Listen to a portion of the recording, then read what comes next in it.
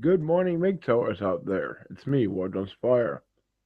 I see that I made an impact last night on the video that I made. It already received 5 thumbs up, which it doesn't seem like a lot, but I know that these 5 thumbs up are not coming from my average, common, everyday viewers. I put some, I made a video, like I said last night, and I put some really hardcore evidence in there, which is undeniable, and I think that's what earned those thumbs up. Because people that listened to that entire video could not simply deny what I had to say. Go ahead and try it. You can't do it. Anyways, I've been picking out different time schedules with MGTOW Live to see who I would get as my viewers.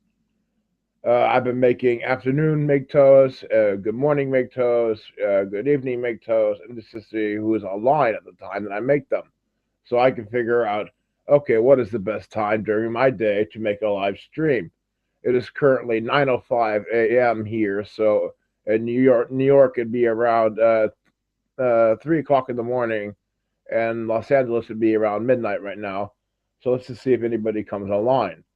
If not, no big deal. I can handle the broadcast by myself, but sometimes it's fun to add other people to it. So, like I said last night, I made a live stream and it caught a lot of people's attention, which I think is very good. And I actually feel pretty proud of that live stream. I called it last night Piper Plays His Flute. And I'm actually quite glad I had some viewers to it because it's a very important video that you all understand what is going on and what is happening in the world today. And it's not very hard to see. You just if once you see a little bit of it, the veil will lift from your eyes and you'll see the rest of it. It's kind of like revealing, like a veil being removed, waking up from the matrix. You know, you could even say that the matrix out there is satanic. When God created the earth and the devil took it over, the devil had to create a bubble inside of the bubble, right? The earth, if, let's say the earth is a bubble, it's round, it's circular, and therefore inside of that creation, the devil had to make a creation, and he made the matrix, and that's what we are all living in today. We are all living inside the matrix, but that's not how the world was designed. That's not how the world is supposed to be. The world is very clear how it's supposed to be. Before Eve ate the apple, the world was one way, and then when she ate the apple, the world became in the other way. And the other way was the devil's way because he seduced her. So we are all now taking part in the fucking matrix without even understanding what we are doing. And people like me and other Christians out there who are wide awake, we'd rather live in the other world. We'd rather live in the world that God made, where He provides. You know, in the Bible, there's tons of stories of God providing. This is why I have a bunch of issues today with the Christians out there that are hoarding food and collecting and storing, and becoming little hoarders. When Moses walked through the desert for 40 years, he was being supplied all the food that he needed from God. When they were thirsty, God provided the water. When they were hungry, God provided the food. When they were persecuted and almost trapped, God opened up the ocean and let them cross the Red Sea. You have to trust in God. There is no trust in God anymore. There is no trust in God anymore. There is no trust in God anymore. The entire Bible shows you that you're supposed to put your faith in God. And yet nobody's doing that anymore. We put our faith in government. We put our faith in our families. We put our faith in our own ability. We are acting as if we are our own gods. You know, I'm 34 years old right now. I'm almost 35. I walked for 33 years of my life thinking, hey, I could do it all on my own. You know, as a kid growing up, to teenager growing up, I could do it all on my own. I don't need no God. You know, I didn't think that I needed a God to control my life. It was only when I finally hit rock bottom and gave it all up. I said, you know what, God? I'm basically coming back from the brink of death here. And this time I don't want to do it alone. I want to see what your leadership is like. So I allowed him to let me to lead my life, and it's been so much better. I don't feel like I'm in control of my life anymore, which I really like. I feel like there's a greater purpose out there for me and my life, and that he is leading me. And even if I go down the wrong path, he'll still be able to turn my path back into the way that he wants me to go down. It's quite amazing. I'm really trusting right now that there's a path designed for me, and I've said, okay, I want to take the designed path because this path was made for me before I was even born. You know what? God actually says that He created the earth for you, For every human being out there, he created it. He calls us all kings. He has the highest amount of respect for us. He treats us so good we don't deserve any of it. We are criminal. We are sinners. We are evil by nature. And yet he looks at us and says, look, I'm proud of this. I'm proud of my creation. I mean, imagine that. Imagine Lucifer coming up to God and saying, ha ha ha, your creation is such a pathetic excuse. Look at them. I bet if I go down there right now and I offer them money, they would all worship me instead. I mean, that's what the devil does. And every time the devil actually wins, and God is standing there like, oh gosh, here he goes again. Now the devil thinks he's going to get all cocky, that he's really right. He doesn't understand. He doesn't understand why people are just brainwashed. God always forgives us, even though the devil is mocking God, saying, ha ha ha, look at your creation. What a bunch of crap. I can rule them. I can just give them whatever they want and they'll fucking bow to me. I mean, wasn't that one of the things, too, that the devil wanted to do with Jesus? Remember that? When Jesus was tempted by the devil brings him to the top of the temple, and they stand there looking above all the people, and he says, if you bow down to me and worship me, I will give you all this domain.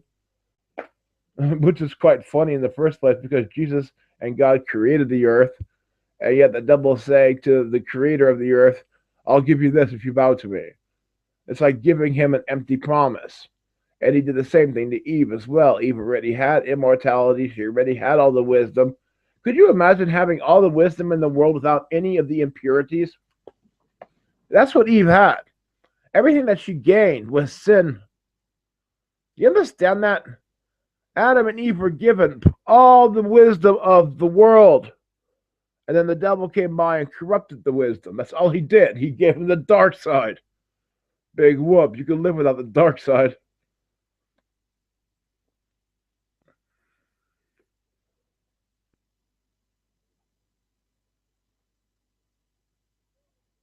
I think God thinks we're cute that we stumble. I think instead of being mad at us as a father or wanting to beat us up as a father for making our stupid ass sins, that he looks at us and he thinks, my creation, they have so much to learn still. He never gets tired of educating us and taking care of us. I mean, there was one time in the Bible he actually thought that making humans was a mistake because they were so evil at the time. And you have to understand, if you're looking from God's eyes every day, if you're actually looking from above and down to everybody's life, you'll see a lot of nasty stuff, like people shitting on each other and killing each other. And you got to wonder as the creator, like, oh man, you know. But he doesn't blame us for this evil. He blames the devil for this evil because the devil is the one that unleashed it all upon us. Huh. Quite a fascinating situation when you think about it.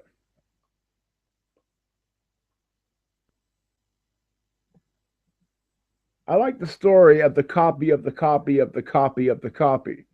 I think that's a terrific uh, situation. Do you understand that, folks? That everybody that is alive today, including yourself, has a bloodline that goes back at least 6,000 years. Nobody is born today with a new bloodline. You're all born into a bloodline, and your bloodline is very old and ancient. I mean, think about it this way. Let's just take the animal world. When the dog first came alive, right, and first came about on Earth, it was a wild creature. Mankind tamed it, but then the next generation was also a little bit less wild and more towards the humans. And slowly over the generations, the animal was born as a puppy looking at a human being with full trust, love, and respect. I mean, have you ever seen a puppy that doesn't trust a human being? No, they all come walking up to the human, thinking the human will do them no wrong, and that they'll get praise, love, and caring. Dogs actually are born nowadays to love human beings. Think about that change. I think that's quite fascinating. I mean, people like to talk about the evolution of the dog and all the species and all that, but how about just the simple fact that when a dog is born now, it looks at a human being with full trust?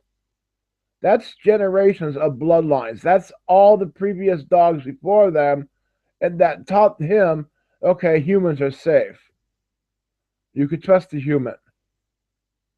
The human took care of me for 15 years, then I died, and you were born, and my bloodline is in you, and my bloodline says to you that your nature could trust in the human beings. Think about it. The very first dogs that came off that boat from Noah were pretty wild. They were pretty savage. They went off and had pups who hung around humans. They died, had pups who hung around humans, and their DNA slowly developed that when they were born, they already instinctively knew that human beings were trustworthy. There's not a dog today that is born and looks at a human being in fright and in fear. They don't do that. They run around in the little pen and they look at the human being with total respect, like the human being is God to them. How did that happen? Think about it. How does a creature get born that is by nature wild, but yet still have an innate trust for human beings? I mean, if you translated that, it would be a human being being born as a baby and trusting an elephant right away. That the elephant would never squish them, would never harm them, and the baby looked towards the elephant as if it's God. That's what dogs do. Little puppies are born nowadays, and right when they can finally start seeing the human being, and they know who the human being is, they instantly trust them. Why is that?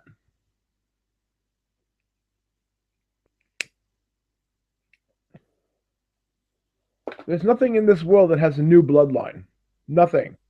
Everything born today is a copy of the original. And I like the story about Adam and the copies, as I said, because Adam was born with all the knowledge in the world. God pretty much made Adam as close to himself as he possibly could. And then over time, the copies of Adam have become a little less evolved, a little less strong, a little less tall, a little less lifespan, because we are copies of the original. But if you were to take a photocopy today and stick it in a Xerox machine and try to make 10 billion copies, you're going to guaranteed one time run out of ink. There's going to be printouts that don't come out pretty well. The light bulb might go dim, and you'll have a lot of bad copies. And that's what we are seeing today. But nobody today that is born comes from new blood. You all come from old ancient blood. That's the beauty of this planet. Every tree today comes from the ancient trees as well. There is no new bloodlines on this planet, folks. Just think about it. You have 6,000 years of people inside of you, inside of your blood. Situations, occurrences, emotions, thoughts, and all that went into your DNA, and you were basically programmed from their DNA into your DNA. Sure, you have to make your own memories and you have to educate yourself during your own lifetime, but there are things that you know by nature, and those things come from 6,000 years of heritage inside of your bloodline.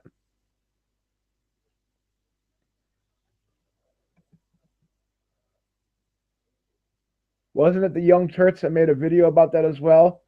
About how they called it they were thanking stupid people for killing themselves and taking themselves out of the gene pool. Ugh. I take a lot of pride in knowing that I come from a 6,000-year-old heritage. There were people before me that run my bloodstream, and oh, I see. I actually have. I'm sorry, I forget to look sometimes that I have commentators. I received a comment here from Vagabond X who writes, Noah, really? Some dogs can be mental like people. Well, yes, but some copies aren't always going to come out perfectly well. That's what I'm saying. And actually, the dogs that are mental are usually mental because they were abused by a bad human being. I've never really come across a puppy that was born that had mental issues. I can't say that I actually ever came across a dog that had mental issues when it was born. I can't say that. I can say they had behavioral issues, but mental problems, no, not really. Usually, mental problems come from bad treatment from human beings. I can't really say I've ever seen a dog born that had mental issues. Not really. No, and I've seen a lot of dogs born. I've seen a lot of animals born, cows too, pigs as well, and I can't say that they ever had any issues. No, I have to say that if they do have any issues, it comes from bad human treatment. Um, my dogs, for example, have no issues. I mean, the only issues that they have is that they're still half a bit of a puppy still. They don't want to grow up. But that's the Dalmatian for you. It takes them 3 years to mentally develop till they finally become adult, compared to a German Shepherd who could do that already in 1 year.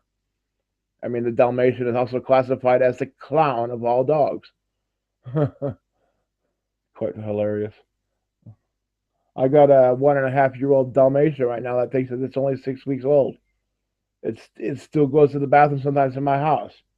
And I have to clean it up and tell it no, correct its behavior and drag it outside and let it know that here's where you go and urinate. Huh.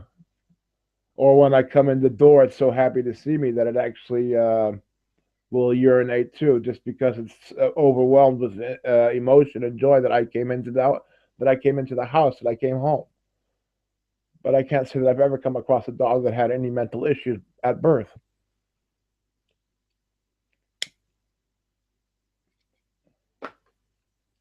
But even if there were, that's just simply proves about the copies. Not every copy comes out perfect. But we are all from one bloodline. We all come from our own bloodlines for 6,000 years of heritage. Nobody is born today with a new bloodline.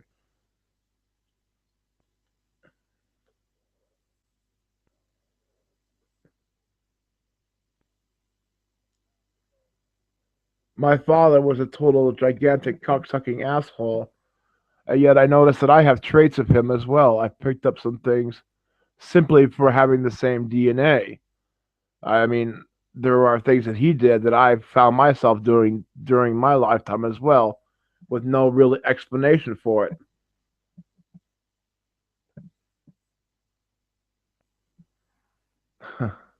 I've told you all that I have Tourette's syndrome, and we can't seem to find who had it in my family. And nobody in my immediate family has it, but somebody in my past must have had it, and now I have it, and I have it quite severely, unfortunately. And I hide it from you all when I talk on the microphone. I mute the microphone, or I do something to avoid public embarrassment about my Tourette's syndrome. I have helped many people with Tourette's syndrome educate them on how to control it, because as a teenager, it's uncontrollable. You are a complete slave to it. It is very energy draining and emotionally draining. So these are the ones that I try to help and educate and tell them, hey, when you turn 20 years old, you're going to have more of a hold on it, and you're going to be able to control it more. Um, but yeah, if you're all interested in Tourette's syndrome, I suggest you go watch a video about it, because it's quite hard. It's not hard to explain. It's just embarrassing to explain. It's not something I really like to talk about. I have made a video in the past about my Tourette's syndrome. You all can look at it. It's on my channel. It's one of my animation films, by the way.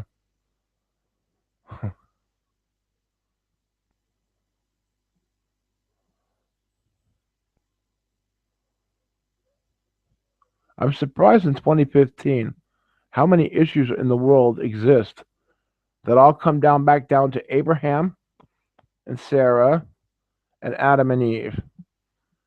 Islam today as well, is it all goes back down that goes back down to Abraham again. It goes back down to Ishmael. And many people don't understand that. If you looked at the origins of Islam, you would notice that it came into existence 600 years after Jesus died and was resurrected and ascended to heaven. So where they get off saying that our religion is the corrupt one, when they are the latecomers. They are the very last of all religions to show up. There was Judaism that became into Christianity, and then from there they got into Islam. Islam is the last religion to show up, and just because it's the one that screams the most and yells the most does not mean that that's the most popular one or that's the one to believe in. But they say that our Bible is corrupted, even though that our Bible existed for thousands of years before their religion was even born. Psychos. Again, using reversism on the world. I hope people will start realizing when they see reversism in this world that that is a direct attack from the devil himself. The devil does everything in reverse. Every single thing he does is in reverse from reality or sanity. And when you pick up on it, you'll start noticing it all over the world. I mean, a good example of that is the females today have no good role models whatsoever. We men like to blame the women. And I do blame women for a lot of things, but I also have to say that when I look at their role models and who they are watching when they grow up, they stand no chance of becoming a normal, decent female because all of their role models are out there telling them to become sexualized human beings. Go out there and be a slut, be promiscuous, be fucking wild, be a whore. Settle down in your 30s and 40s after you fucked 50, 60 different men. You know, go out there and have abortions. Go out and do whatever the fuck you want to. I mean, even the 80s role model in females, Janet Jackson, pulls out her tit on in the Super Bowl. I mean, these females have seriously no role models to look to. And at least men had a couple, you know. We had things like, we had guys like Arnold Schwarzenegger, Jean Claude Van Damme, Brandon Lee, Bruce Lee, people to look up to when we were growing up that weren't bad role models. But when it comes to being, if I think about becoming a female, you know, if I was a female, a child female right now, I'd have no role models whatsoever to educate me on a proper way of living. They're all encouraging narcissism. They're all pushing narcissism, and that they consider this to be female empowerment.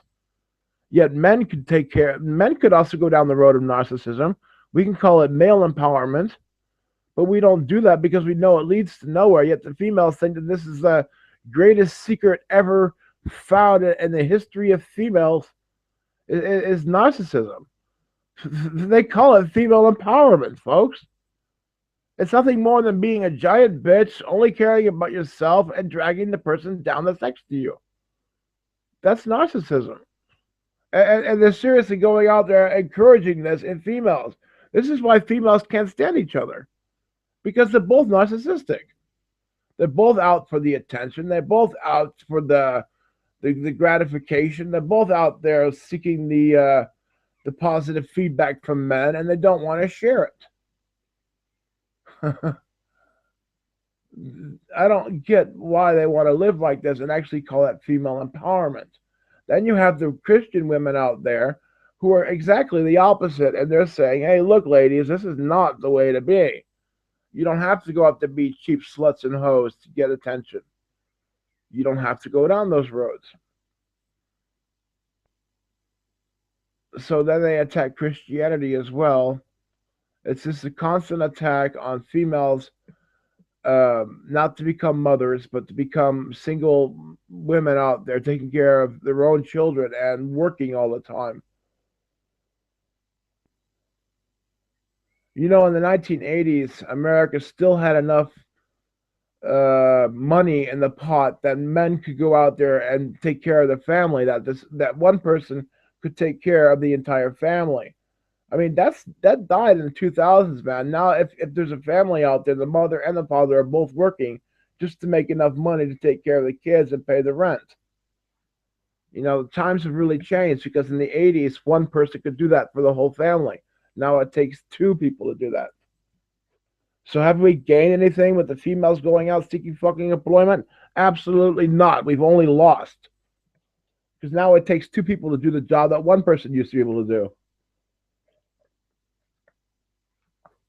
And meanwhile, nobody's raising the kids. The kids are being raised up in daycares all day long and being indoctrinated with the crap that the government wants them to be indoctrinated with. Just stuff that does not matter. Kids are being convinced to be cool, and yet being cool is nothing more than being self-destructive. And they're being convinced that this is a good thing to become and go down this road. This is all these Pied Pipers out there leading everybody to astray.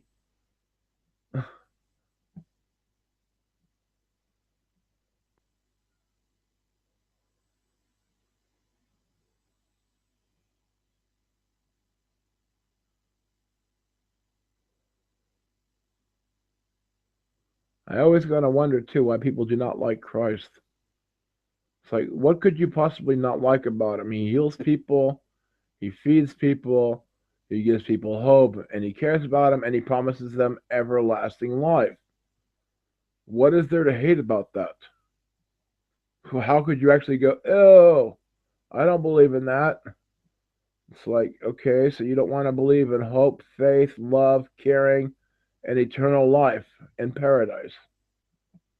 I see. So what you want to believe in is destruction, chaos, anarchy, rebellion, and war. Is that what you want? And then yet at the same time you guys go and say, we want world peace. We want peace in the world. No, you don't. If you did, you'd follow the book. How many people know that in the Bible there's this cool thing that if you used to own land and you lost your land, it would be returned to you every 7 years. Everything resets every 7 years, according to the Bible. So imagine if you are in debt and you cannot pay off your fucking debt. All you would have to do is survive for 7 years, and your debt would be forgiven.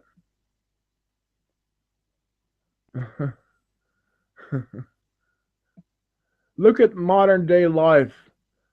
The banks print money, and then they charge debit on the loan. People are wondering why they can't get out of debt. Because if they only print $1 million, let's say the government only prints $1 million, and they share to everybody that $1 million, and they charge interest. Where is the interest going to come from? It was never created. There was only 1 million created, so how can you give out 1 million and expect 1,000,005 back in return? The 5 doesn't exist. It's global debt on purpose, folks. You know, your economy is crashing right now. Your world is being destroyed right now, and every bit of it is man-made, man done on purpose. It's a plan. Nothing is happening right now by accident. Absolutely nothing is happening right now by accident. It is all staged out. It is all planned out. It is a script that you are playing. Do you really believe when the stock market crashes, oh, it was a big accident, oh my God? Or could it have been a planned event? Because what you are watching right now is the dollar. If you've paid any attention to the dollar whatsoever, you would have noticed that last fucking year, the euro was worth $1.42 last year. Now the euro is worth $1.12. It fluctuated 30 cents in 1 year. This is called a bubble. It is being altered by man. You know, sometimes when you watch the news, you'll see the stock market report come up, and you'll see that the people are standing there and they're ringing the bell from the Dow Jones, and you don't really realize what's going on. Man is simply controlling the market. The market is not being controlled by the amount of food coming in, what is being sold, what is not being sold. It is being manipulated by man. It has nothing to do about the value of what the crops are. It has nothing to do with how much a pound of rice costs. It has nothing to do with that bag of beans for coffee. We like to think that. But the truth is, it's just a couple of guys behind the scenes that are fluctuating gold for one day to be $100 an ounce, and then the other day it'll make it $200 an ounce. They are just fluctuating the market, and they're doing it on purpose. Nothing is by accident, folks. Nothing is by accident. You have to understand that.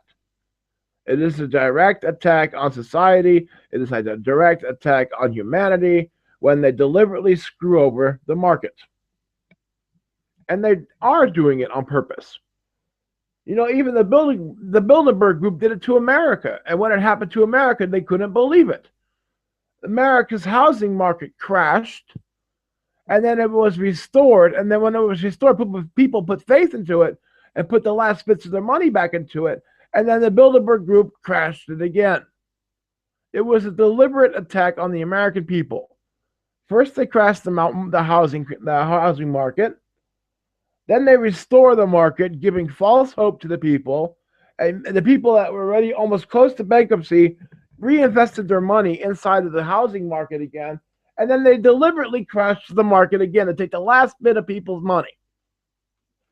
Ever since the 60s, America has deliberately been trying to destroy the middle class. They don't like the middle class. The middle class is the fucking enemy to them. They want the rich and the poor. They don't want no fucking middle class. They have been deliberately attacking your ass since the 60s to try and eradicate you. Watch my video on it. You got Nixon. You got, Nixon tried to kill the middle class as well. Bush tried to kill the middle class. Obama's trying to kill the middle class right now and succeeding. Since the 60s, the middle class has become the fucking enemy. Think about why you have mega Walmarts nowadays in your cities. What happened to the middle class? Middle class is mom and pop shops that could take care of themselves. They all got destroyed when the conglomerates came in. That was a direct attack on the middle class. When a country loses its middle class, slavery is soon to follow. Because then it's the rich versus the poor. They don't like the middle class because the middle class can defend themselves against the rich.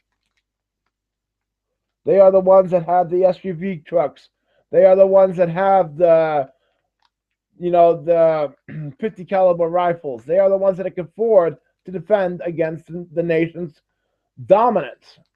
They are the ones that the Constitution fears.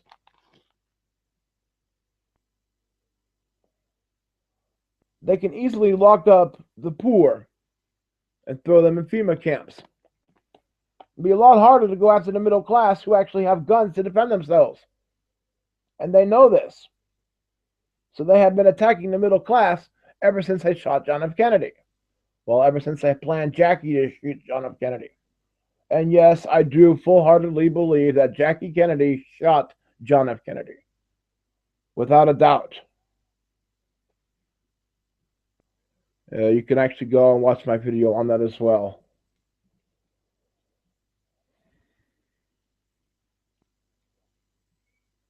You all have lived in prosperity for so long that you forget what hard times are like. And you see hard times on the news in Africa and India and places like that. But you can just switch off the news whenever you want to, so it doesn't really impact your life. And that's the sad thing about human beings. And until it impacts your life, you're not going to care. Well, it's not really your fault for not caring if you're not thinking about it. People shouldn't be out for money. They should be out to help each other. People should be growing gardens in their yards instead of just growing grass. You should be able to grow pumpkins and spices and beans and potatoes on your own land, on your own property, and that way you can feed your own family, take care of yourselves. And the leftovers that you have, you can share with your community and use for trade and getting something in return for it. But no, we've all come to rely on mega conglomerates out there that come from Japan and China to destroy the nation from the inside out. Even your forefathers who made the Constitution knew that the only way America could ever be destroyed would be from the inside out. And that's exactly what's happening right now. You need to get rid of these conglomerates out there and just start growing your own crops again and having your little tiny mom and pop stores back. You need to strengthen the middle class. That's the true secret to America. If you want to succeed and don't want to crash, you're going to have to start taking care of the middle class. The middle class is America's income.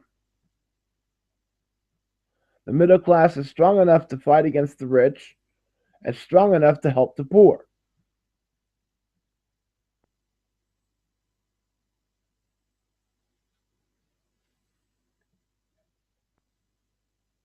If you don't believe me that there's a giant gap between the poor and middle class in the United States? Why is it that the poor communities, such as the black neighborhoods, have community centers that are also helping with abortions? They have abortion clinics there, yet the middle class, they don't have abortion clinics in the middle of their towns.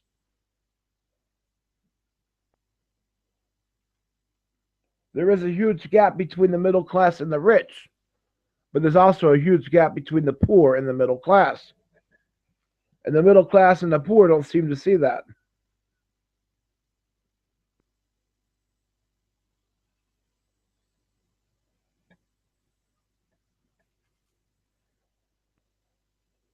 America's too focused nowadays on it's my land, it's my land, it's mine, it's mine, it's mine, greed and narcissism. You guys don't care about your own brothers anymore. You know what Christ tells you very simply, right? Christ says, if you don't have love for your brother, then the love of me is not inside of you. If you don't love your fellow brother, then you don't love me. That's what he says. And it's true. Love thy neighbor.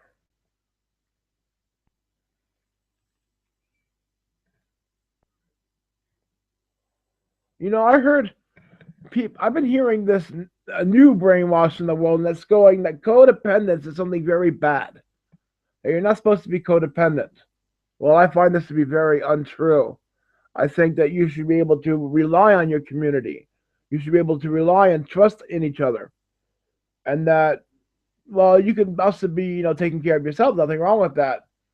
But the codependency should always be there. You should always be able to have a decent conversation with your neighborhood. You should always be able to take part in community services. You should join in community, flea markets and bake sales and all that stuff. You also take part in that as well. Community barbecues, take part of that as well. Um, Strength comes from unity, folks. It does not come from being single and independent. That just makes you a lone wolf. If being a lone wolf is so great, why does everybody in parliament and inside of the government run in packs? They want the world to run singular while they run in packs. That's what they really want. They want you to believe that you're on your own, you're by yourself, you're just one little tiny speck. You cannot make a change, you cannot make a difference. That's what they want you to believe. They don't want you to ever unite together and become one strong power unit. They don't want that.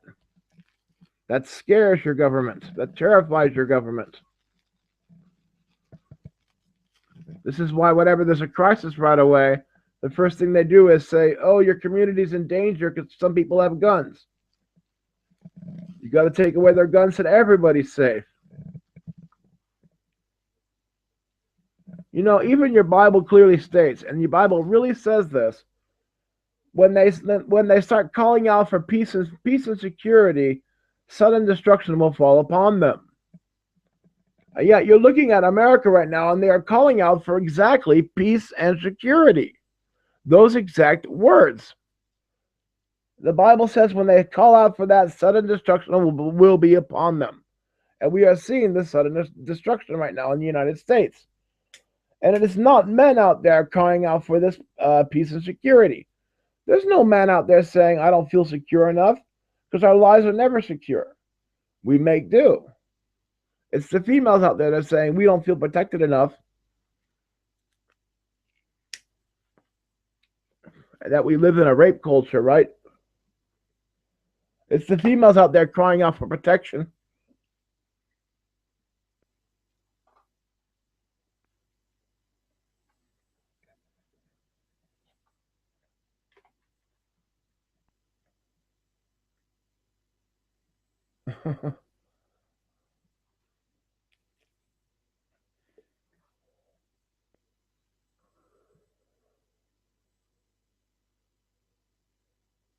Would anybody like to join the conversation, by the way?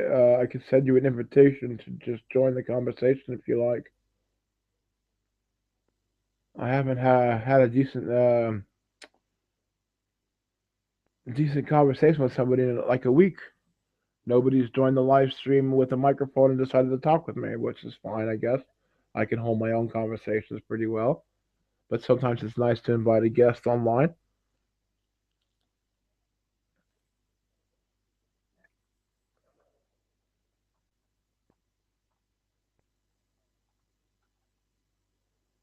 I got that terrible song from Beyonce stuck in my head. If you like it, you should have put a ring on it. Ugh. It's just like spinning in my head like a witch's curse. And that's because I yesterday went to go. I like studying the celebrities, the way that they brainwash their cult members, and people don't even see that they are cult members, but that's exactly what they are because these people want to be worshipped as gods, and they are being seen as gods by their followers. That is what a cult is. So your celebrities are out there singing and jiving and dancing and popping their boobs and shaking their asses and everything they can to get the attention that they need. And at the same time, they're delivering a hateful message, a self destructive message. So I was looking at Beyonce's message yesterday, and it was that women are the leaders of the world, that women should be empowered with their narcissism to take over. Women should lose all empathy, lose all boundaries, become savage beasts, and be just like Beyonce. And that a man, if he likes what he sees, should put a ring on that. And he should not be mad if somebody else steps up and wants to put a ring on that. And I'm just like, okay, that's just disgusting.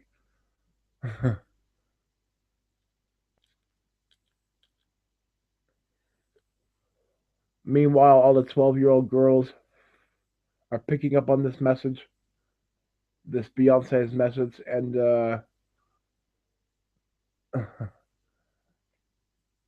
it's fine if you don't believe in a creator.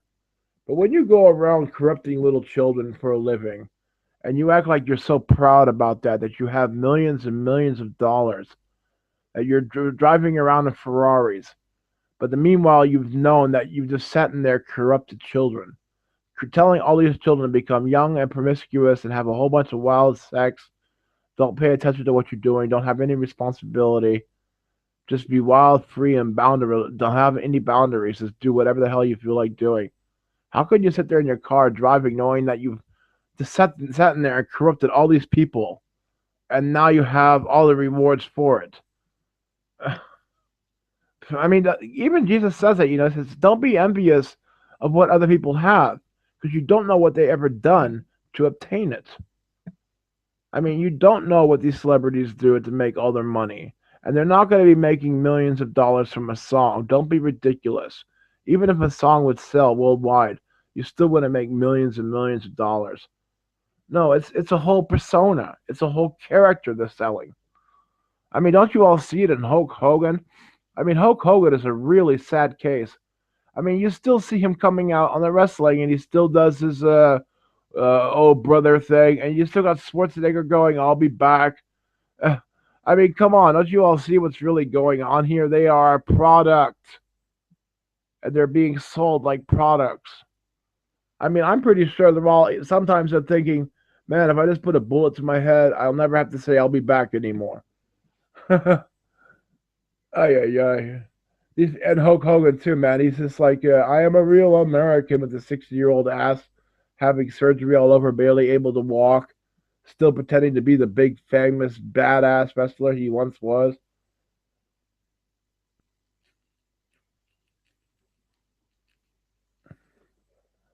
I mean, I heard the contract too that he signed with Vince McMahon back in the day that he had to basically sell his soul to Vince McMahon, so that even long after he was retired, that he would still have to come out and show his face and to bring out the Hulk Hogan market. I mean, this guy has just been marketed to death, folks. His soul is not real. He doesn't probably even know who he is anymore. This Terry Boulay that he once was is long gone.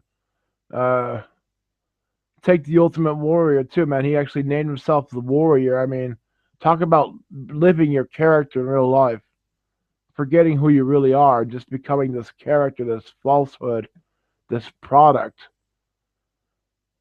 Ugh.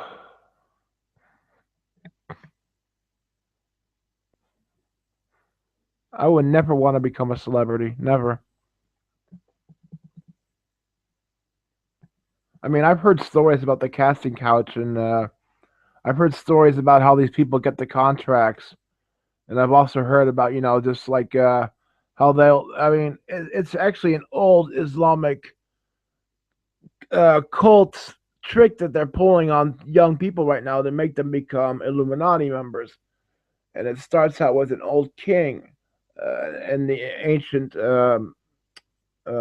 Ottoman Empire. There was a king who was a very rich king, and he needed recruits, and he wanted to make sure that he had the best soldiers possible. So what he did is that he would call in recruits one by one, and they would come to his castle. And inside of his castle, he would have palm trees. He would have camels walking around. He would have it looked very luxurious. And he would feed these people, these soldiers. He would feed them a giant feast, and they would smoke hashish together, and they would laugh all night. And then at the end of the night, the king would give the man any woman of his choosing, and he would go off, basically stoned out of his mind, off the hashish, to going off and fucking a beautiful woman.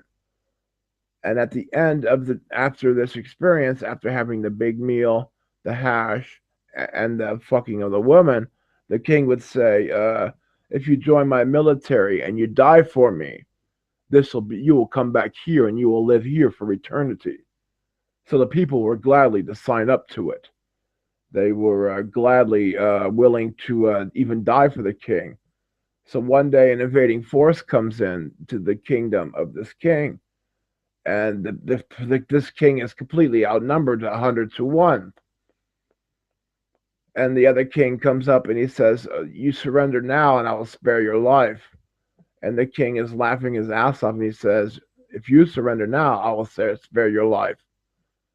And the invading king laughs, saying, "I outrank you. We are 100 to 1. We got 100 soldiers to your one. How can you possibly beat us?" And the king that's being invaded snaps his fingers, and 100 of his soldiers jump off of a wall, straight plummeting to their death. This scares the invading king so much that he retreats, and he realizes that his soldiers, even though that they're outranked 100 to 1, are completely insane. He realizes that insanity will destroy his 100 men to the one, so he retreats.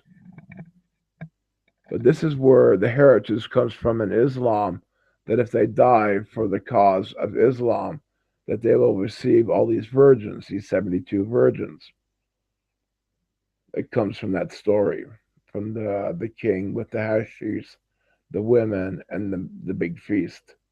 And then if the soldier promised to serve in his allegiance, that when they died, they would return to that paradise, which sounds like a great deal, right? I mean, back in that day, that must have been a really great deal. So people were glad to do it. But that's pretty much the heritage of the 72 virgin story that you have in Islam today.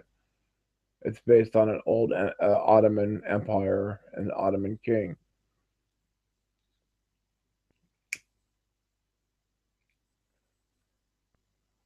Which is quite funny. It goes to show when people have something to fight for, that they are a lot stronger than people that don't have anything to fight for.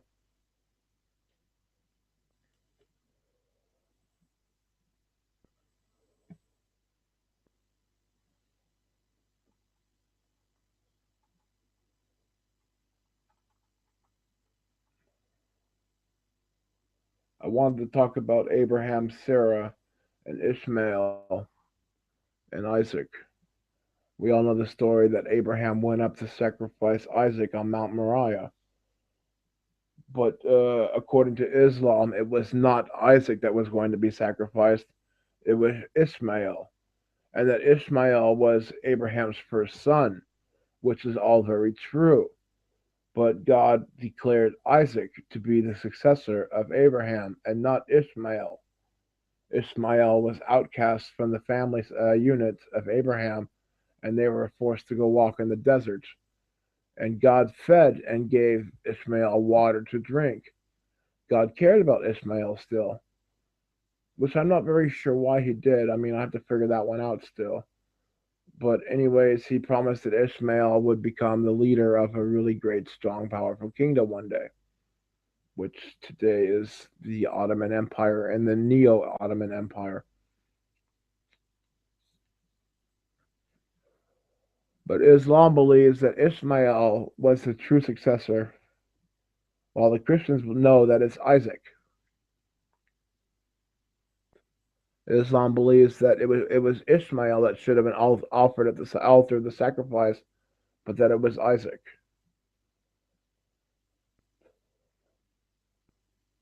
If Sarah would have just been more patient, she would have had Isaac only. Ishmael came from her slave, from her servant. It didn't come from her directly. But I also understand that she got very old and she was getting impatient. I mean, she was 90 years old when she gave birth to Isaac, and she was laughing too. I don't know if you all know why Isaac was named Isaac, but according to the Bible, a couple of angels came walking up to Abraham's tent, his camp, and he told Abraham that Sarah was going to be pregnant. Sarah overheard it and laughed at the idea of being pregnant at her age. And the angel said to Sarah, "Why did you laugh?" And she said, "I didn't laugh," because she was embarrassed that she laughed. And the angel basically said, "Okay, because you laughed, you're going to name your child Isaac, which stands for laughter." So the whole name of Isaac actually comes from the moment that Sarah laughed about the fact that she was going to be pregnant at 90 years old. So that's kind of a fascinating situation there. She did have the child. I mean, do people? I actually got to wonder if people understand why Isaac had to be sacrificed in the first place. I mean, Abraham has a son and he has to sacrifice his child to God, and nobody seems to understand why. But Abraham, before Abraham had Isaac, his entire life's goal was his people. Everybody counted on Abraham to tell them what to do. Abraham was the leader. But when Abraham finally had Isaac, he had his own true son from the woman that he loved. And he felt like his time was short. He was getting very old, and he felt like he was going to die soon. So he wanted to take all of the time that he had, every moment of his time, and spend it in Isaac, and educate Isaac on how to become a proper leader, how to wield a sword, how to take care of a flock of sheep. He spent every waking moment with Isaac.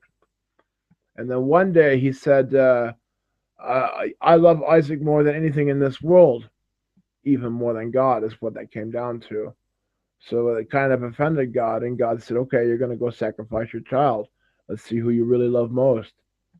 And Abraham was going to actually sacrifice Isaac, and God stopped it and gave him a ram instead to sacrifice. But that whole point of that story is that when Abraham grew up, his father taught him to sacrifice the thing that you love the most in this world to God.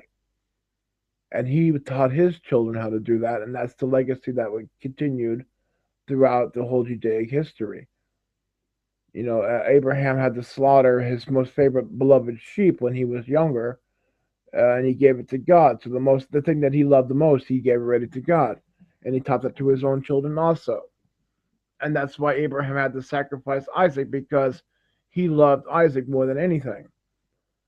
So when he was about ready to sacrifice Isaac to God, that proved to God that he really loved God more, and that was very important, because Abraham was going to become the legacy, and his bloodline was going to become the legacy.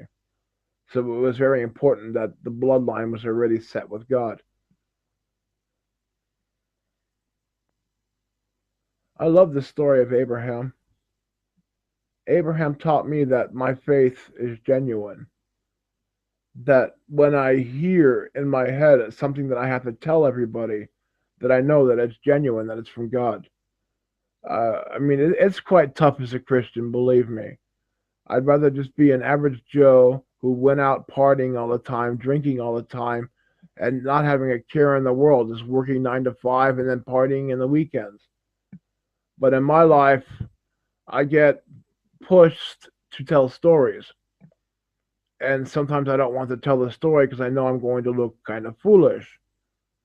But if I do not tell the story, I will constantly be tormented. I will not be able to sleep. My thoughts will be continuously falling back to the story until I finally tell it. It's kind of like Jonah and the whale. Jonah had to go and talk to the cannibals and tell the cannibals about God. And Jonah's like, God, I don't want to go there. They're not going to listen to me. They just want to eat me. And God's like, you're going to go there and you're going to tell these cannibals about me. And Jonah's like, no, I'm not. So Jonah gets on a big fishing boat, and the boat is going through a storm, and there's a whole bunch of curses happening to the boat. And the people on the boat believe that there's somebody on the boat who's cursed. And they think that that's Jonah. And Jonah voluntarily steps off the boat and is eaten up by a big fish. And inside the belly of the fish, he sits for 3 days and he comes out. And he ends up on the island with the cannibals. So, in other words, God still brought him there. But Jonah didn't trust in God. Because when we look at Daniel, when Daniel gets thrown into the furnace, he trusted in God. They cried out for the Lord, and the Lord protected him. When Daniel was thrown inside the lion's den, God protected him there too. You see, God will bring you into trouble, but he will protect you through that trouble.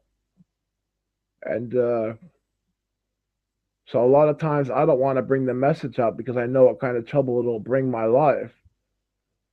But yet I'm tormented until I actually bring out the story. Hello, Paranormal MGTOW. Welcome to the channel right now. And I was just talking about Christianity, how it could be a real pain in the ass sometimes, and how we are completely misunderstood.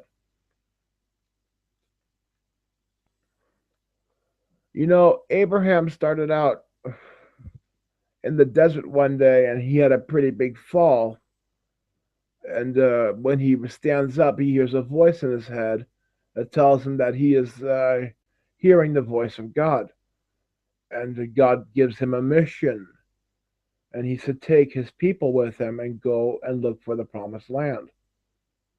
I mean, that's quite a scary situation. How are you going to tell your people that, hey, you heard voices in your head?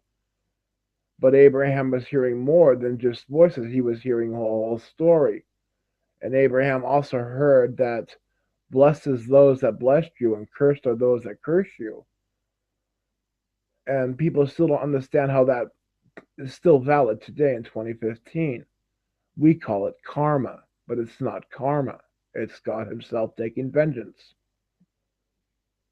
God even says that vengeance is his alone. If you really want revenge in this world on somebody, give it to God. Because there's nobody that can do revenge better than God. Trust me. I wanted revenge on my ex, and when I finally came up to the moment of being able to prosecute her perfectly, where I had her completely cornered, where I could finally pull the hammer down on her, something would not let me pull down the hammer on her. Every time I thought I'd go to the police and bring up the false charges on her, that she tried to falsely accuse me 8 times, and that would have been enough to prosecute her. Something in my head kept saying, don't go and do it. Don't go and do it. Let it go. Let it go. And I did not want to let it go. I really wanted to go and drop the hammer on her. But something would not let me do it. And I never did. But I gave it up to God, and I really feel like he's taken care of it, probably in a way that the legal system never could. That he's gotten revenge for me. And here's the thing about being a Christian. Everything that happened to Abraham counts for every Christian and every Jew. So when Abraham was blessed with, blessed are those that bless you and cursed are those that curse you, that's for every Christian valid today as well. I mean, think about it. We have Islam today that actually believes that killing Christians will bring them to their paradise, while our Christian Bible says that their paradise is our hell. So when they actually kill a Christian, they just sign their own death certificate that will lead them to permanent damnation. And I know you might think a murder is not worth being in hell. Like killing somebody and going to hell, it doesn't equal out. But burning inside of a lake of fire for all of eternity, that is a severe punishment. I mean, I could only imagine burning in that lake for like 2 seconds, and that would already be horrifying. Let alone all the souls next to you that are wailing in that lake as well at the same time, whether you watching them burn, knowing that your fate is eternal and that all hope is gone. That's quite severe, folks. So justice and revenge is best given to the Lord, and He will do it in a good way. I have full trust in that.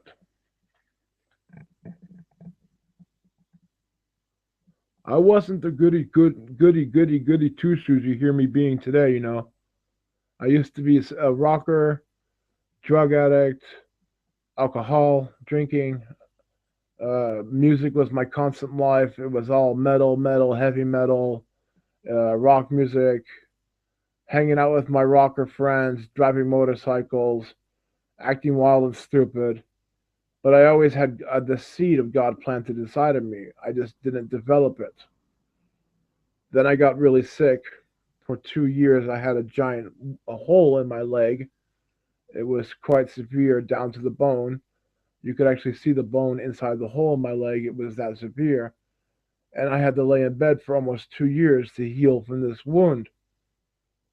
And I noticed during this healing process, whenever I ran out of aspirin, when I ran out of painkillers, the pain was so severe I couldn't take it. So I'd pray. And when I prayed, the healing took place. It stopped hurting. I would say, God, I really can't take this pain anymore. It feels like I'm going to die from this pain. Can you please help me? 20 seconds later, the pain went away. And it was through those experiences that I actually found God. I always knew God was real. I never doubted it. But I didn't know how to contact Him. I didn't know how to be one with Him. I didn't understand what He wanted from me. I didn't know what He needed from me. And what He really needed from me was total submission. And He has it from me now. But it doesn't mean that I'm weak or that I'm some kind of sucker. I'm actually 10 times more powerful than I used to ever be. I can call upon His help at any time and He will help me.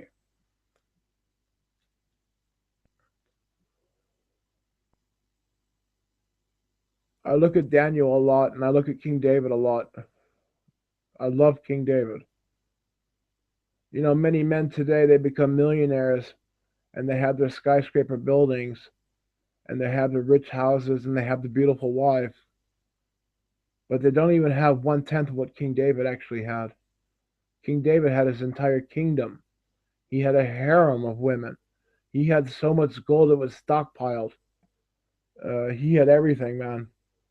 And when Moses brings the Ark of the Covenant to the city, uh, to Jerusalem, King David strips off all of his clothing and he dances in front of the Ark of the Covenant. And to me, that is the most coolest thing in the Bible. Really, it's to me, it's just as cool as all the healings that Jesus did, man. That King David stripped of all of his kingly clothes and pretty much got almost just down to his underclothing in front of all the people, just stripping all of his clothing and saying, "Look, I submit to God." I think that is completely wonderful. And he dances in front of the Ark of the Covenant all the way up the hill, and that where they plant inside of the temple where they finally put the Ark to rest. That is just so cool. Imagine Obama doing that today, stripping of all of his clothing, dancing in front of the Ark of the Covenant, acknowledging God.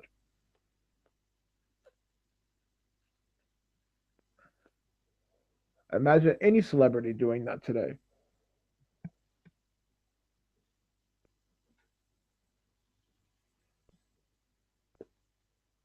It wouldn't happen.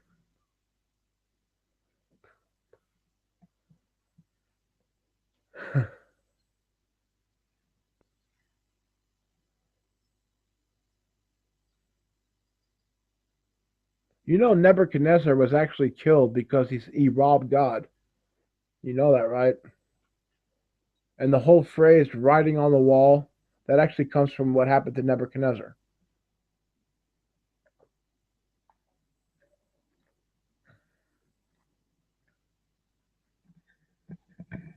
I mean, Nebuchadnezzar really paid too.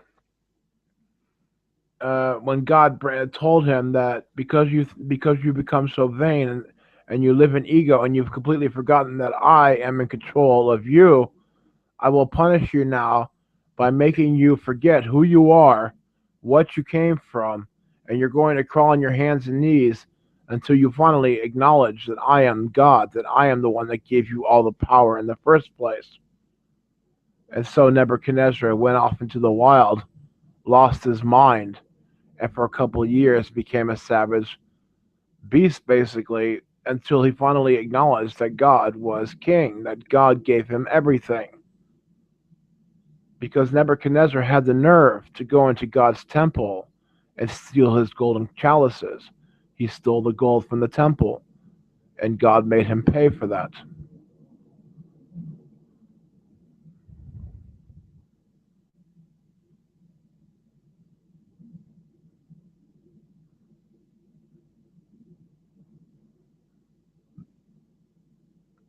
The one thing I don't really like about King David was the circumcising thing, but I understand why God did it. I'm just not very happy about that. But yeah, you can't have everything going your own way. I guess it is a pact, but man, it was kind of horrifying.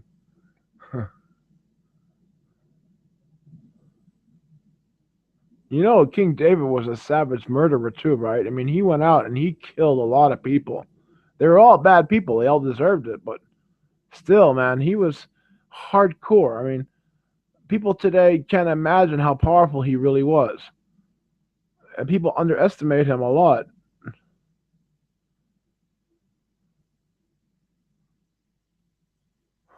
People doubted for the longest time that King David was actually real, and because Israel didn't, Jerusalem did not have, couldn't find King David's temple or King David's kingdom. They couldn't find it.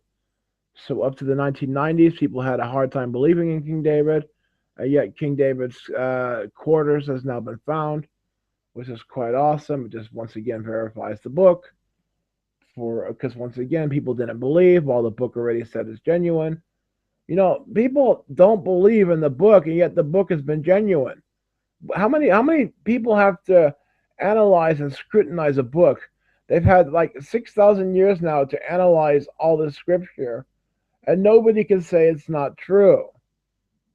It's the most scrutinized book in the world, and nobody can say for a fact that it's not true. And yet, it keeps becoming more evident that it is true. Revelations keep happening that the book is predicted, and they're actually coming to pass.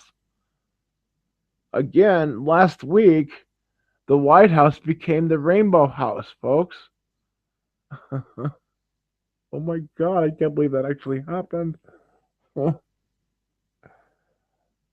America, where are we going, folks? Like I said yesterday in the last video last night, you guys got to start realizing what roads you're going down. You can't just blindly keep going down a road, folks. Come on.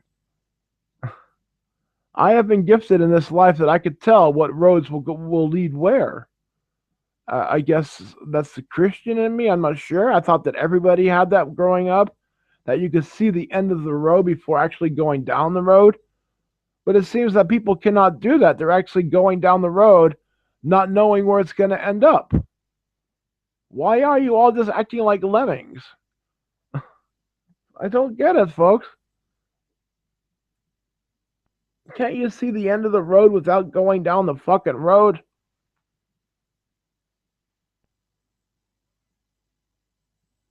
Then you also have the book of Proverbs, which tells you almost everything about every road in this world. And if you just read them, you'll know that, okay, I'm not going to go down that road because it leads to this. I'm not going to go down that road because it leads to that. I don't understand people. I wish I did a little bit more so I could understand where they're coming from.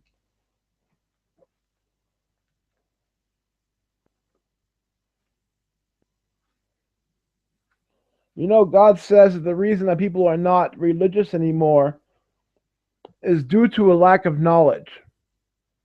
And I truly believe that this is true because the more knowledge you have about the Bible, the more evident it becomes that God is real. There are things that are told in the Bible that only can make sense in reality, that add up more to the reality that we are living in today, that we are being forced to believe in. I'm just trying to open my Bible here for a minute. There we go, Proverbs.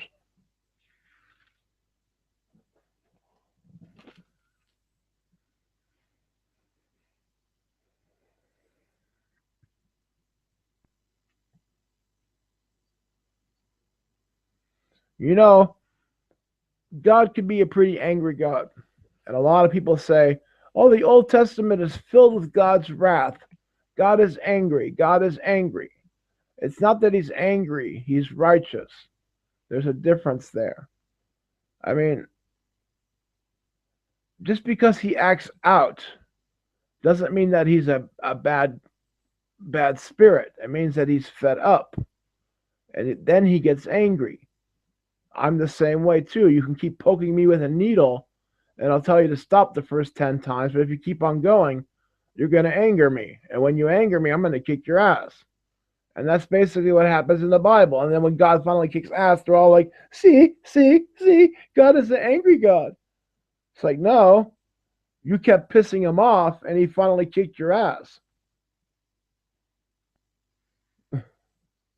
I mean, I'll tell you a couple of things that God said here about humanity that are quite mean, where he's actually angry with humans. And you know what it's like when you're angry. Sometimes you say stuff, but you don't really mean it. But you're just so fucking pissed off it comes out. Let me tell you what God says here. I will mock when your terror comes. When your terror comes like a storm, and your destruction comes like a whirlwind. When distress and anguish come upon you, I will mock your terror. That's pretty cruel from a God. So a lot of people today look at the Bible and they go, he's such a mean God. He's such a mean God. He's so unfair. No, he is the most righteous thing in the world. He is fairness. But they don't want to see everything that they did to piss God off. What led him to that anger.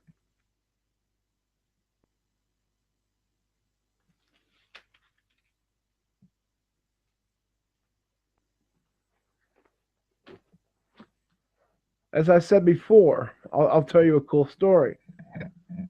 God had a choice to make. You see, he came down and he gave us 10 laws to follow. We decided as human beings to break his laws. So he had a choice to make. Either abolish his laws and look like a foolish God to his people, or enforce his laws and punish everybody for every one that they've broken, which would basically mean hell for everybody. Or he could do the ultimate sacrifice. Send down a child of his own to take the punishment and the weight of the sin for everybody, and to wash the tablets clean of all sin. And that's what he did. He could have abolished his rules, he could have enforced his rules, but he spared humanity. And now humanity repays him by continuously doubting in his son and doubting in him and basically giving him the giant middle finger. And yet he still loves us, and he still does not destroy us, and he still gives us chances every single day to be redeemed, and he still cares. You have no idea how you don't deserve him. You all don't deserve him. I don't deserve him either. I'm very happy he's there. I'm very grateful that he is going to be the end result. I am very grateful that such an option like he exists. I'm very grateful for all that. But I damn well know I don't deserve anything of it. I damn well know that the things that I've done in my lifetime equal out to burning in hell, and that I've just been lucky enough to be forgiven by him. And now that I am forgiven by him, I don't want to piss him off anymore. I don't want to hurt him. I understand that he has emotions and feelings just like I do, and I don't want to trample upon them. I have studied his side of the story.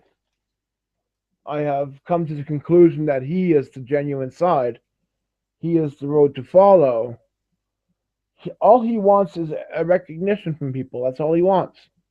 He doesn't want you right away to sacrifice everything to him and completely give up your life to him. He just wants you to acknowledge him. That's it. He even says that he's not even counting up your sins. He's not sitting there, okay, you just sinned against me. I'm going to make you fucking pay for that.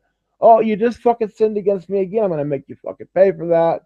That's what most people think that God is. And God is clearly saying he is not counting up sins. He's not. The only reason people go to hell is because they end up dying in their sins because they don't believe that Christ saved them from sin. Don't you understand that? If you don't believe that Jesus Christ saved you from sin and from death, then you're going to die in death. You're going to die in sin. Because you don't believe in the Savior. And when you do believe in the Savior, your mind will change. Your personality will change. Everything about you is going to change. And many people fear the change, so therefore they don't want to believe.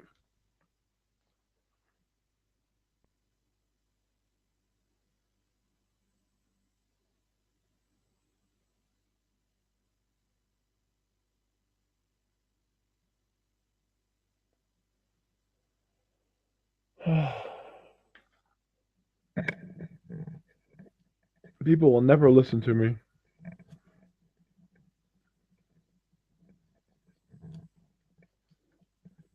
It really amazes me how people have all these views on God, how they see God in such a negative light. It's like, are you sure you're seeing God, or are you seeing the devil pretending to be God? Because God is not any of those things that you're proclaiming him to be. I know him, and he is not like that. So, where are you getting this image of God from? Oh, the Bible told me it. Really? Show me.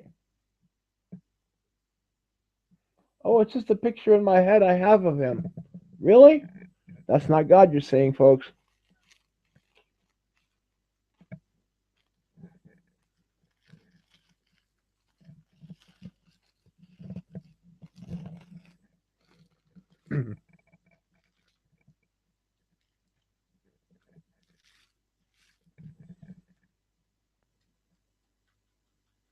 You know, every guy on this planet looks for a woman, and he's not getting the woman that he's looking for anymore. He looks for a woman to fall in love with, a woman that he could trust, a woman that he could leave alone, and she'll praise his name while she's alone with him. I mean, a man wants a woman that he could trust, right?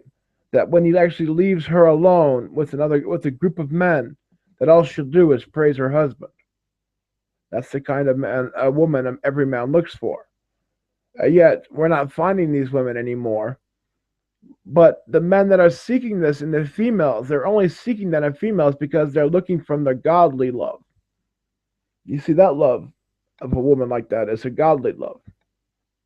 It doesn't come from her. That's the truth.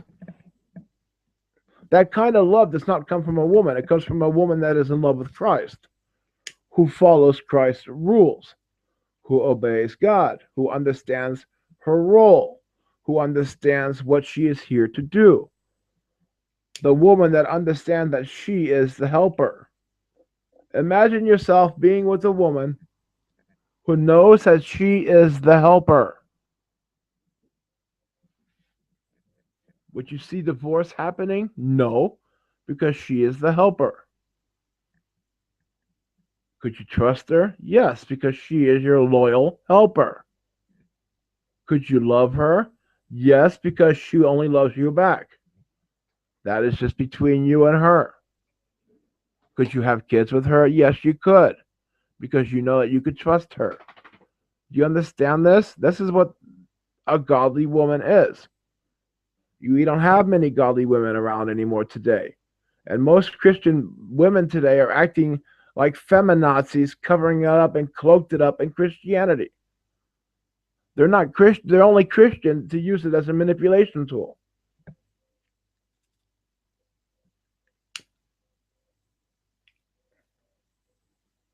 What is the best way to find a guy? Pretending to be a really sweet, caring woman. Every guy that's been duped by a woman has been duped by a woman who pretended to be a real sweet girl. The woman turned out to be a psychopath in the end, but she pretended when he first met her to be a very kind, caring woman. You cannot tell me that men fell in love with a bitch. No, we instantly reject them.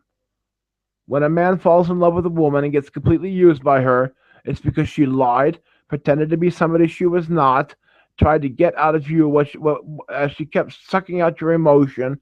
She kept trying to make you madly in love with her so that she can bail out on you and screw you over.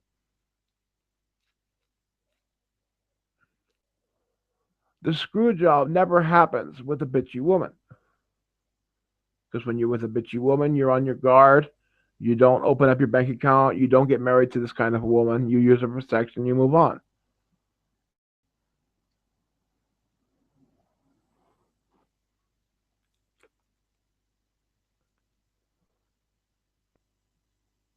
Any questions out there from anybody?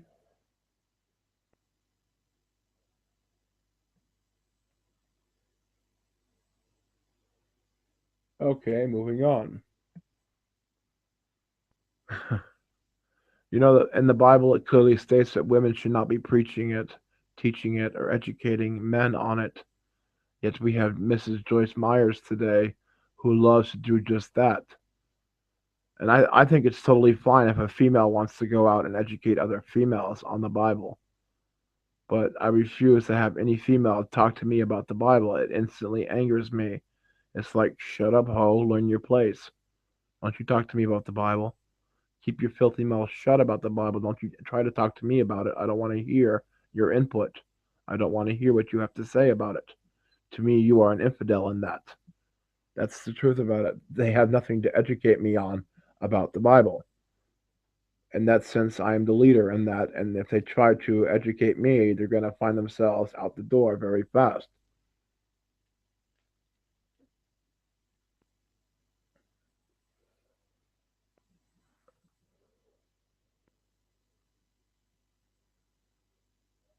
What men seek in females is what God gave men to seek in females. The men that want to get married and have children and have wives and settle down are seeking the good woman. They don't want to get married to a bitch and a psycho. They want to get married to the good woman. But that's a godly woman. So what you're looking for is God and a female. And you even treat females as goddesses. Do you see what you're doing there?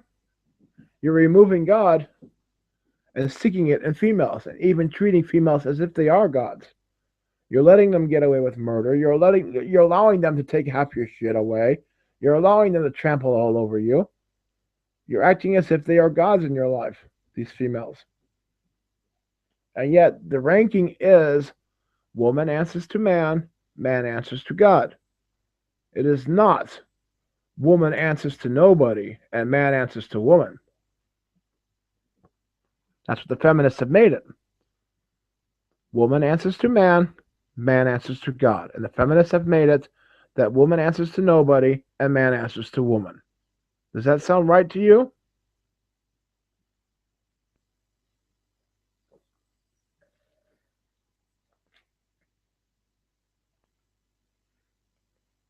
When a man loves God more than his woman, he can control his woman. And yes, men need to control women. Because if you don't, their emotional state will always get the better of them.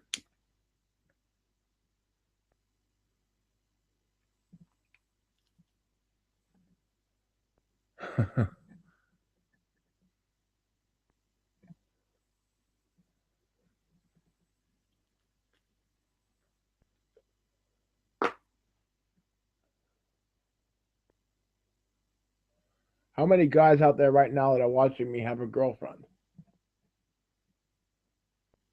I bet I'm not going to get an answer, even though there's a couple people watching me right now. There's a chat box there, folks. Use it. How many of you out there have a girlfriend right now? I hope it's none of you, but I'm pretty sure at least one of you has a girlfriend right now. Ugh, I feel sorry for you.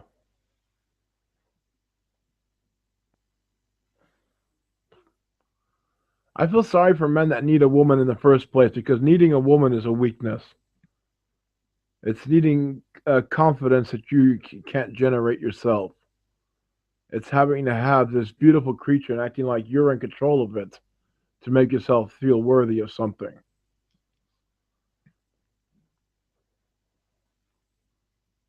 And then you see the men out there too that are participating in pussy games, man. Disgusting. Sitting there knitting with his girlfriend. Ugh. I like this. This is cozy and relaxing. I'm so glad we could do things together, honey. Oh my god.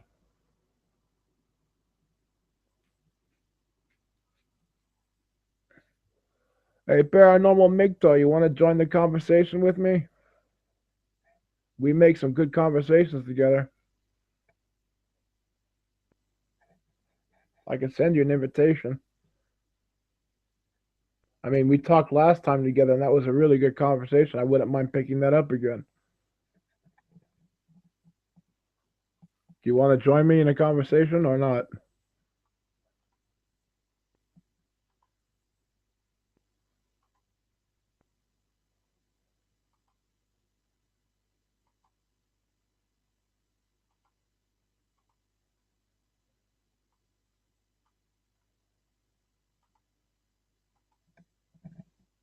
Oh, great. Okay, everybody, the conversation just went through the roof. Me and Mr. Paranormal Migto have spoken before, and we take conversations to a whole new height. So I'm now adding him to the conversation. It should be taking off and going to get really fun. Totally awesome. Son of a bitch, man. I got that damn wound. The whole back of my leg is burnt, you know. I got a big bad burn on my leg. And sometimes a fly will fly in the room and land on my leg, and it's so infuriating. Oh, I'm telling you, this burn really hurts bad, man. It really hurts. But I just have to deal with it. I have no choice. Ugh. It's been a miserable week for my leg. The whole back of my calf is just completely burnt off. Ugh. Burn blisters everywhere. That's enough talking about that. That's just so disgusting. Paranormal, I actually sent you an invitation, but I don't hear you yet. So now I'm wondering if the invitation worked well or not, if I actually sent it to the right person. Did you receive an invitation?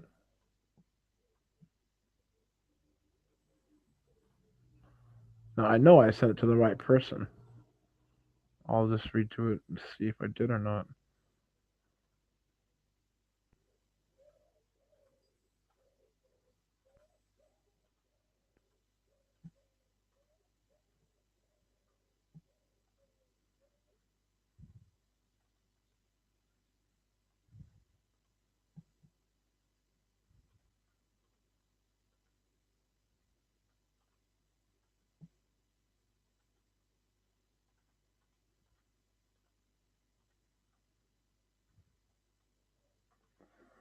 There's two paranormal MGTOWs here. One of them is all in capital letters, and the other one looks more like yours.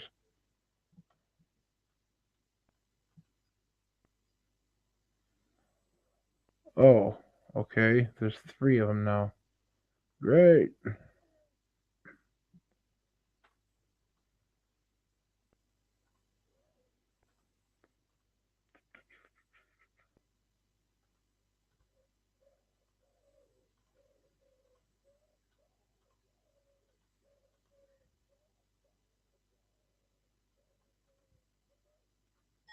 No, that one should have been it, I think. Could you let me know if you received an invitation? Excuse me.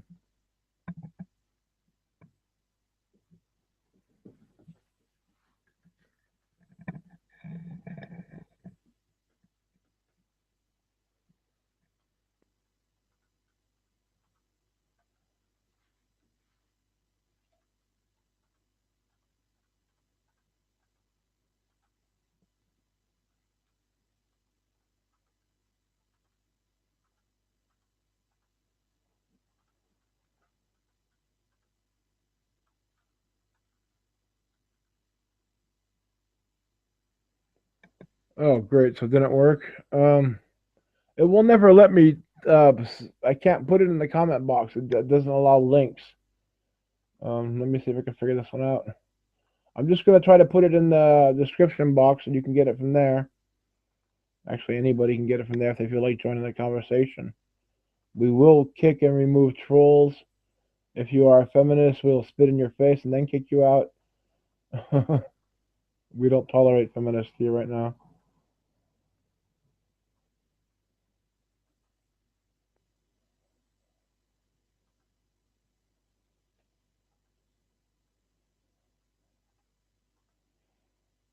Okay. If you refresh your page for a minute on the live chat, you should have an invitation inside the description box. The HTTPS plus google.com hangouts. There should be one in the description box now. Underneath Good Morning MGTOW.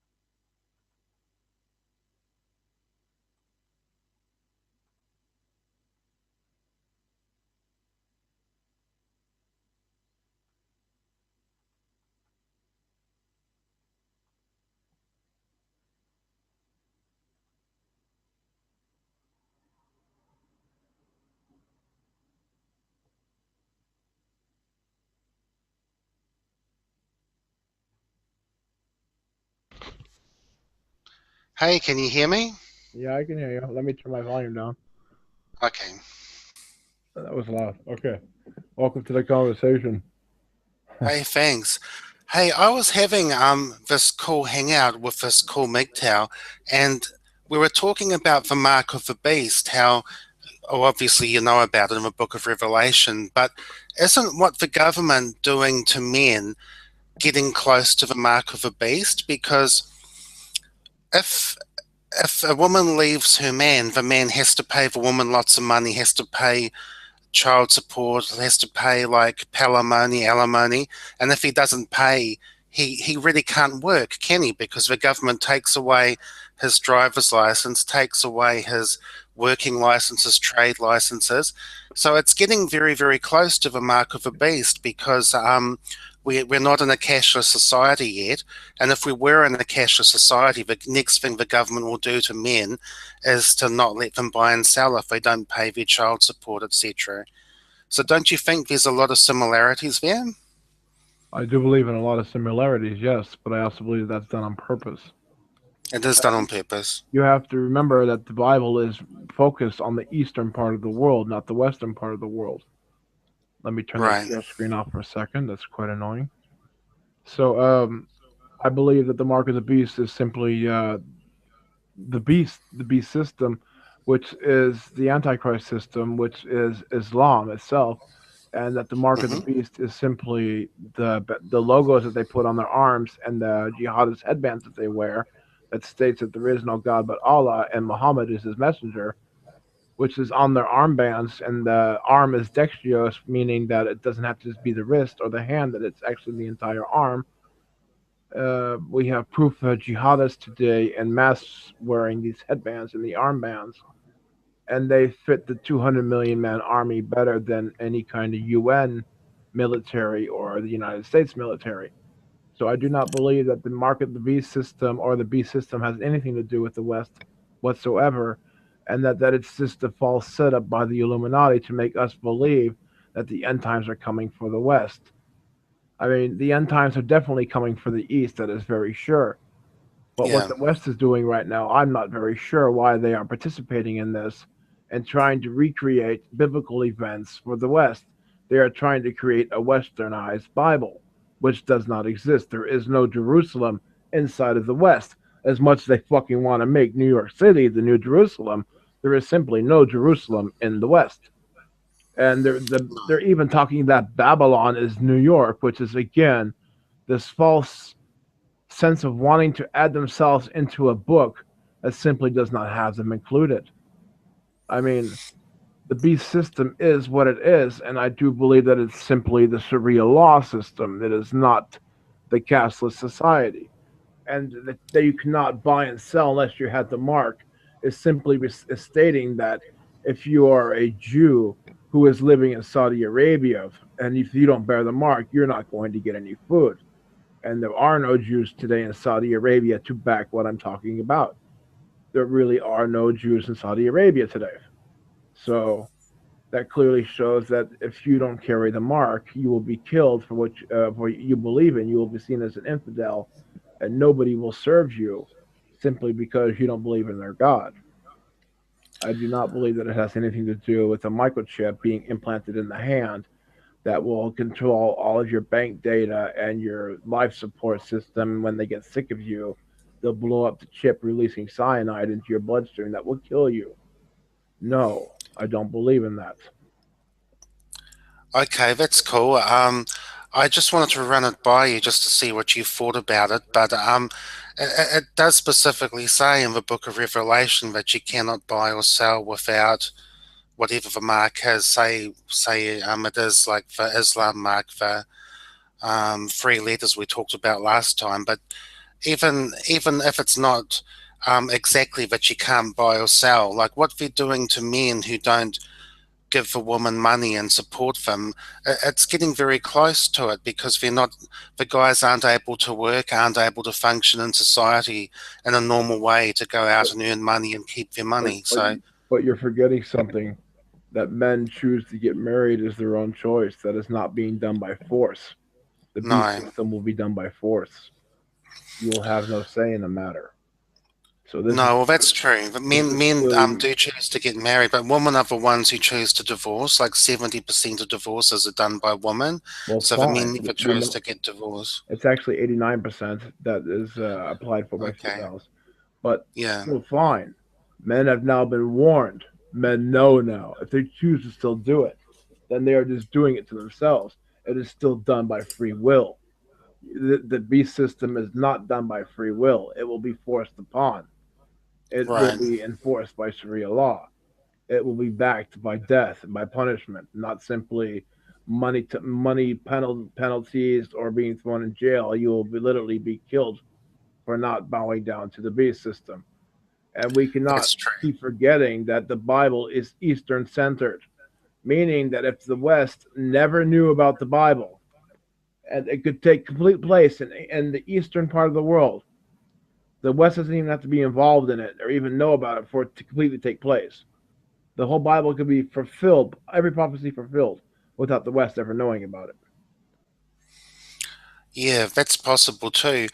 Also, if there was some kind of nuclear war, it would mainly be the Western countries who would get nuked, and the countries would be so polluted, so radioactive that the people would have to leave and go live in the Eastern countries, like in the poorer countries now. So that's another thing that might happen. The West might not even be around by the time we're getting to the very end times. There are two mentions in the Bible that could be considered nuclear. There are two mentions of it. There's one in Isaiah about the flying scroll, and the other one is about the thief, how it will enter the house of the thief and it will melt their faces off. That's Yeah, clearly talking about a nuclear explosion. yeah, But still is that doesn't refer to the United States in a nuclear attack or South America or Europe. I mean, the whole Bible is Eastern focused. Babylon is in the East. The new Babylon, Mystery Babylon that people are still talking about today. What is Mystery Babylon? Well, that's Saudi Arabia, and that's again in the Middle East. The entire Bible and the Quran both take place in the Middle East, not Europe or America. Not that they won't play their part, they will definitely have the part to play. Yeah, America will be one of the strongest nations that will come against it. I do believe that America will start changing its tune back to Christianity very soon, because what we are seeing today is in Islamic countries, when the rise of ISIS came in, that many Muslims converted to Christianity simply due to the brutality of ISIS. So if the West started having to deal with Muslims and Islam and the takeover and the murders and the beheadings, that it would also scare people straight back to Christianity.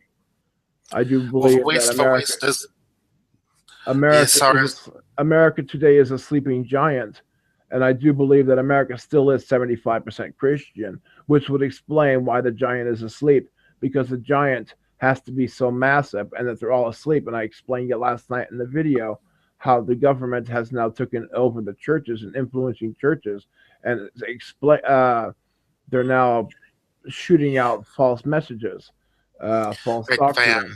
The, Yeah, I heard your last night's podcast, and you talked about how the churches are getting money from the IRS, are becoming charity exempt, and they have to preach what the government wants to get all that money, and how it's corrupting the Bible and the churches to what the government wants.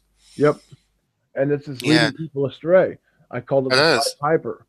But Yes. there is a plague of Pied Pipers in the United States right now. It's not. I mean, if there was just one Pied Piper in the government, that's already pretty bad. But we are. Mm, I can at least see 8 or 9 of them already. There are so many of them. It's just. I'm wondering why they're attacking right now. Where they're trying to go? What are they trying to do? Because they are trying to lead the masses straight to hell. That is obvious. yeah. Every path has a destination. If you look at the destination of these paths, where do they all lead out to? Terror and destruction and war. Well, we know that Satan is the god of war, so therefore, if we're leading to war, we are leading, to a demonic path. But I am looking at the lesbian Pied Pipers, I'm looking at the gay Pied Pipers, I'm looking at Obama the Pied Piper. There's just like so many aspects: the church Pied Piper, the governmental Pied Piper, Congress, entertainment, mass media. Uh, Man, there's just so much. The music industry. These are all these false Pied Pipers. There's so many Pied Pipers right now that it's clearly a satanic attack from the devil himself. But I don't Definitely. understand why he's attacking right now. Well, the Bible does say in the end times that even the elect could be deceived if it's possible. So, Yep. it's going to be so hard to stay on the true path that even the elect could be deceived. So, if God didn't cut the time short, like there'd be no flesh left. So it's going to be why it's intensifying now, in my opinion, is because we're getting closer to Jesus's returning. Obviously, I don't know when it's happening, but if the devil knows that it's going to be happening, He then he's doesn't, going to intensify his efforts. but he doesn't know when it's going to happen. No, but he knows the Bible. But it doesn't say in the Bible.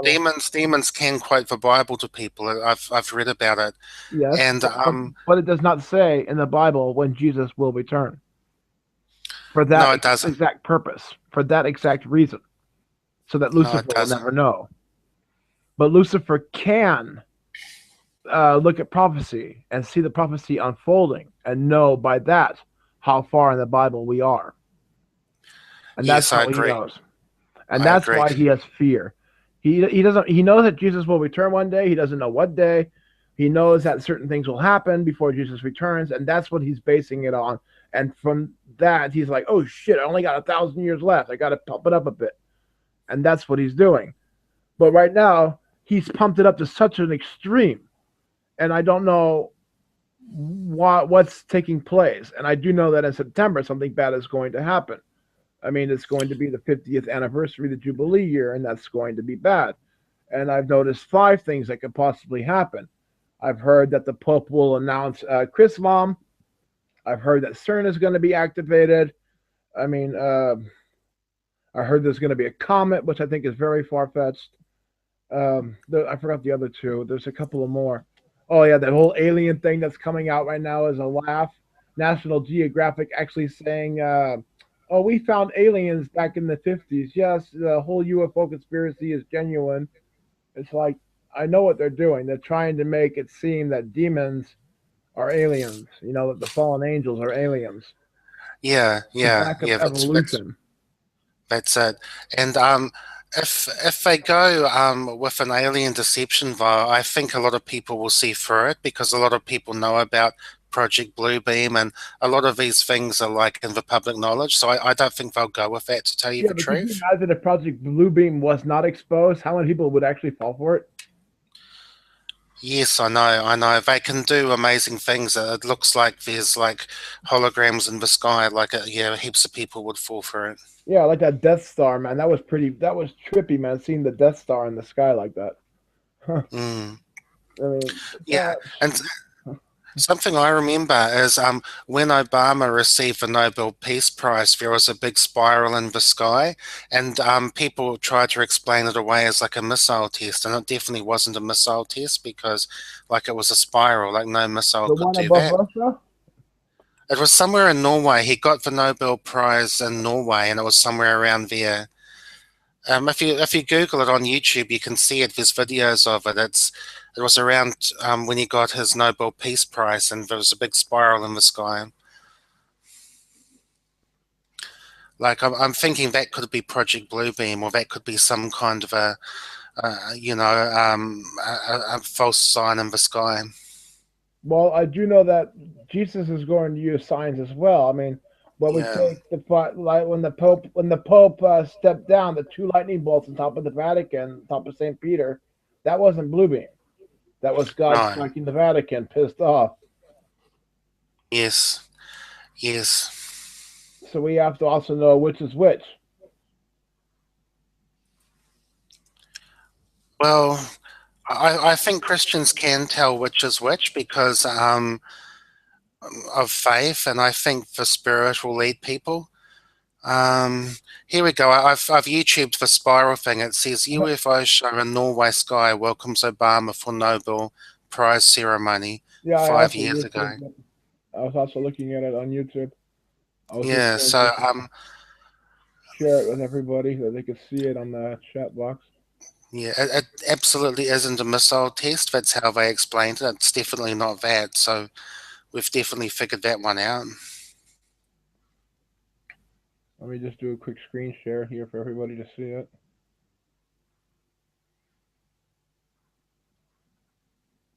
Just play it in the background for a minute.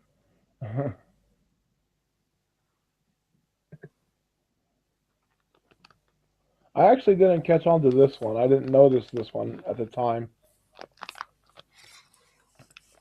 But No, you can't notice everything. when it comes to the alien stuff, man, I just don't pay attention to it because it's like, oh, whatever, man. It's like I just know that they're fucking demons screwing around people's heads. Yeah.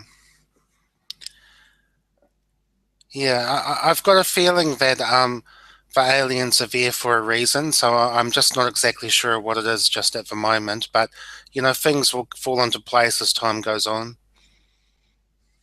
Well, I mean, we all know that the fallen angels came down, procreated with humans, had the Nephilim. Nephilim were flushed out by Noah with God in Noah's Ark. Their Mm, spirits survived. Their spirits are looking for new hosts so they can return back to Earth in human form, and they are the ones that are creating all the demonic entity stuff on the planet. They are the ones that are trying to pretend like aliens are existing, that they are real. I mean, they're just demons playing games. And yet people don't want yeah, to believe in demons. They want to believe in aliens, but they do not want to believe in demons, which I do not understand. How can you believe in the one and not the other, especially when the one is only 50 years old compared to the one that is 6,000 years old? that's true. That's true. People will just believe whatever they want to. Like, if even things that are in the Bible people don't want to believe in anymore, like the best example I can think of is there's plenty of verses in the Bible which says woman must submit to man, to her husband, and women just don't want to hear that one anymore. Yep. I had an argument with that a couple days ago with a girl on my channel. Oh, She said to me, there is nowhere in the Bible does it say that a woman must submit to her husband. 10 there's seconds later, plenty of I places. posted 9 posts to her about submission. And then she said to me, "Oh, but I don't want to submit. I don't like that word submission." I said, "Yeah, you and every other woman on the planet. You just That's don't right. They get it." don't want to hear it. Even Christian women don't want to do that anymore. Yeah, but In fact, I women think want if a woman doesn't submit as a Christian, she's not a Christian. Simple. no, There are no. certain things that could break you being a Christian, and that's one of them. Yeah, definitely. But in fact, women want to turn it round now and want the man, their husband, to submit to them, and they want to be the ones who teach their husbands. They're just reversing everything now. So, Yeah, it's the spirit it's of got Lilith. worse. It's the spirit Yeah, of Lilith. it is. People don't want to hear it, but Lilith has been set free on the United States. Oh, Definitely, definitely. definitely. People just don't want to hear about it.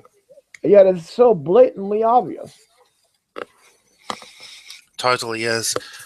I don't know what women can do then. Like, if they're not going to submit to their husbands, then there's just no point marrying them and no point even having a wife now because, Exactly. they're They just lose. not going to submit to you. They lose their status. Exactly. They serve Yeah. no purpose no more. No. If you're not going to be our helper, we don't fucking need you. Yeah, that has to be the case because otherwise every marriage is just going to be a nightmare for the man and there's just no point even trying anymore. But there is no point in trying anymore. No, I agree. I definitely agree because even at my church, like most women there have already divorced their husbands and most women aren't following the Bible at my church and they just sit there and with big smiles on their faces and the pastor praises them and tells them what good Christians they are. So it's Yeah. kind of a joke, really. Good dormant little Christian. Good dormant little Christian. Stay Yeah, asleep. after she's Stay asleep. divorced her husband, broken her family, and the pastor says, "What a great woman you are." Yeah, great mother. Mother of the Year award. Yeah, it's ridiculous. And the men don't say anything. The men are just sort of sitting there in silence, agreeing. So I think the men are to blame because if the men taught the women properly, then at least the women would know they're not good Christians, but they don't even know that. I've made plenty of videos about that, saying that men's job is to educate females because It is. females are very influenced by men, and it is our duty to lead them to God. That is actually our duty, and in return, we should get a loyal, loving woman out of it. But it's most women today just reject the Bible offhand right away because it's so Yes, demon riddled that they can't even bother to touch the book without turning into flames. that's right. I mean, That's right. it's their kryptonite. It's Superman's at kryptonite. Women have the Bible. Yeah, Nothing it scares a totally woman. is. I was just saying about the feminazis last year at the Vatican during Christmas. They came up there with no tops on, their boobies dangling, and they picked up the little Jesus statue and they took it out of the manger. Now, what kind of point? Oh, that was disgraceful. What does that have anything to do with female rights whatsoever? And yet, when American women get beat the shit out of by police officers that are corrupt, or a police officer shoves their hands down their pants, the feminists say jack shit about that. They don't care Mm, about that. But they'll sure mm, talk about rapes going on in India, but they don't help that either. They don't care no. anything. They have nothing to.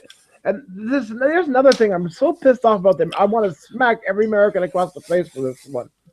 How stupid are you idiots out there to think this is the third wave of feminism? Wake the fuck up. Feminism has always been about this. Since the beginning of feminism, since the very first day it came out, since the very conception of feminism, it was about total control and dominance. And just because you fucks Yes. believe that this is the third wave of feminism, but therefore that it's been corrupted, you are insane. It's been like this since the very first day it came out. Stop deluding yourselves Yeah, and thinking that feminism got hijacked and taken over. Because the things that feminists wanted in the very beginning, they did not deserve. They don't deserve no. equal voting rights because they don't put their lives on the line. Simple. If it's men putting their asses on the line, shouldn't they have the right to declare what they want to put their ass on the line for? Yeah. We don't need the And the females fact going is, out there with the. I wasn't. I was We going don't to, need these females out there pushing us men into going out and dying for them. We don't need a bunch no, of females to go out and say with their vagina talk that men should go out and lay their lives on the line to protect the vagina somewhere across the ocean. no way. We don't need emotion in decisions. We need logic and rationality. We don't need emotion in there. If we needed emotion in there, we would bring a female in for her opinion. But the truth is, men don't want the female opinion because they don't contribute anything but emotion. And Mm, emotion makes decision making very complicated. This is why it females ruins it. don't make anything, any decisions. Yeah, and what annoys me about feminists is they imply that men all this time have had power over women, that men have had the vote for hundreds and hundreds of years, and women have sat there without it because most men never had the vote until World War One in America finished because you had to own property, you had to own land, so most men couldn't vote either. So Exactly. basically, all men got the right to vote only slightly before all women did. So we're equally oppressed. I mean, it wasn't like men were sitting there like kings voting for hundreds of years and then women just joined in. I mean, almost all men have never been able to vote either. Very true. Very, very true. Yeah, yeah. But And also that's what claiming that annoys me. they couldn't seek employment. Well, while men were dying overseas, the fucking women were sitting back home making bullet casings, making bullet Yeah, shells, making yeah, nursing bandages, cooking meals, preparing meals, everything for the troops overseas. They had their jobs as well. Females contributed. Even back then, they were still the helpers. I mean, look at the nurses. I mean, how many Florence Nightingale cases were there back then? How can that be unless there were female nurses? They all had yeah, jobs. This is completely ridiculous to say they didn't have equal employment. I mean, even today with this stupid pay gap, it is illegal to have a pay gap. mm, The employer who pulls that off could actually go to jail for doing that. It is discrimination. It is not allowed to happen. Yet people still no, use the pay gap as an excuse to justify the feminazi bullshit, the propaganda. Females are not supposed to be in control, and when females act like they are in control, men want to beat them up because you are acting like men. yeah. You know, the pay gap is interesting. I just found out this statistic, and they were looking at lesbian women and straight women, and they found out that lesbian women earned the same as men did, and straight women earned less. And the reason was because the lesbians had jobs like policewomen, like prison guards and stuff. So Exactly. there is no pay gap. If they do the same jobs as men, the same proportionate jobs, then It's in high there's no risk. pay gap. Yeah, Yeah. the high So risk that's pays more. yeah, exactly. But women, like my best example is a fruit picker. If you give a man and a woman a bucket and tell them to go pick apples in the day, the man would pick way more apples than the woman, and the woman wants the same pay. Like it's stupid. Yeah, and the woman would also be stealing out of the man's basket. Yeah, filling up her basket and eating them too when no one's looking. So look Yep, at that. yep. But she would also take the rotten ones out of her basket and put them back into his. Oh, totally. In fact, I've been in orchards and I've seen guys just tipping their buckets into girls' buckets. So I've actually seen it myself. So yeah, I mean, if they want the equal pay, they should do the same amount of work. It's a no-brainer. But they can't do that. They can't keep up. No. That's why they made men sink down to their level. Men are no Mm, longer at 100% efficiency. We are at 70%. And that no. other 30% is being controlled. We are actually told to slow down to let females catch up while females are actually spitting in our faces at the same time. Totally are. They are. I mean, there's no thanks. I mean, all these welfare mums who just get a paycheck week after week who don't deserve it, they absolutely are not grateful. They couldn't give a damn about any guy who's going out and working and paying taxes for them. No Nope. way, they're not grateful. No, there is no gratitude there at all. But narcissism has no gratitude. It's all Doesn't. about self-indulgence, self. It's all Hmm. about me. And sorry, but that's what prosperity creates, and that's why prosperity is not good. Sometimes it's very good. I mean, I don't know if you remember the movie Big with Tom Hanks, But there's a Yeah, scene in that movie, and Tom Hanks is running really fast down the hallway. He has to get the photocopies made by 5 o'clock, and he runs directly into his boss, and all the paperwork goes flying. And everybody's saying to his boss, "Hey, are you okay? Are you okay? Are you okay?" And the boss says, "Hey, it's good once in a while for a boss to get knocked on his ass." Well, that is very yeah, true. If the world gets knocked on their ass once in a while, you all start appreciating things more. You remember that you're more human than you are a god. If nothing ever goes wrong in your life, you're going to start thinking that you are kind of divine, that you are better than everybody else. Like, I mean, look at New York City with 9/11. The two trade centers come down. What do the people do? They all united together as one unit. Sometimes tragedy brings a lot of goodness as well. People don't see the goodness because they're so focused on the death, they don't see the goodness that comes with it. It gets hidden, and that's where God steps in. yeah. That's totally true. Many women these days, like young women, have not had any problems in their lives. Like they've had rich parents who've given them everything. Like when they were 15, brought them a car. When they were 16, gave them a sweet 16th birthday. Oh Paid God, their way into college. Paid their way for an apartment. I mean, lots of women have not had any problems at all. no, they've always lived in prosperity. They don't have to fear the bear in the woods anymore. They don't have to No, fear the rapist anymore on the street. They have cameras everywhere. They feel completely secure. That's what I'm saying. Females are the ones that are bringing on the police state. It's not they the man. are. There's not a single man in this world today that says, "I need a security camera on the street when I walk down the street to feel secure." Tell Mm. me one man that does that.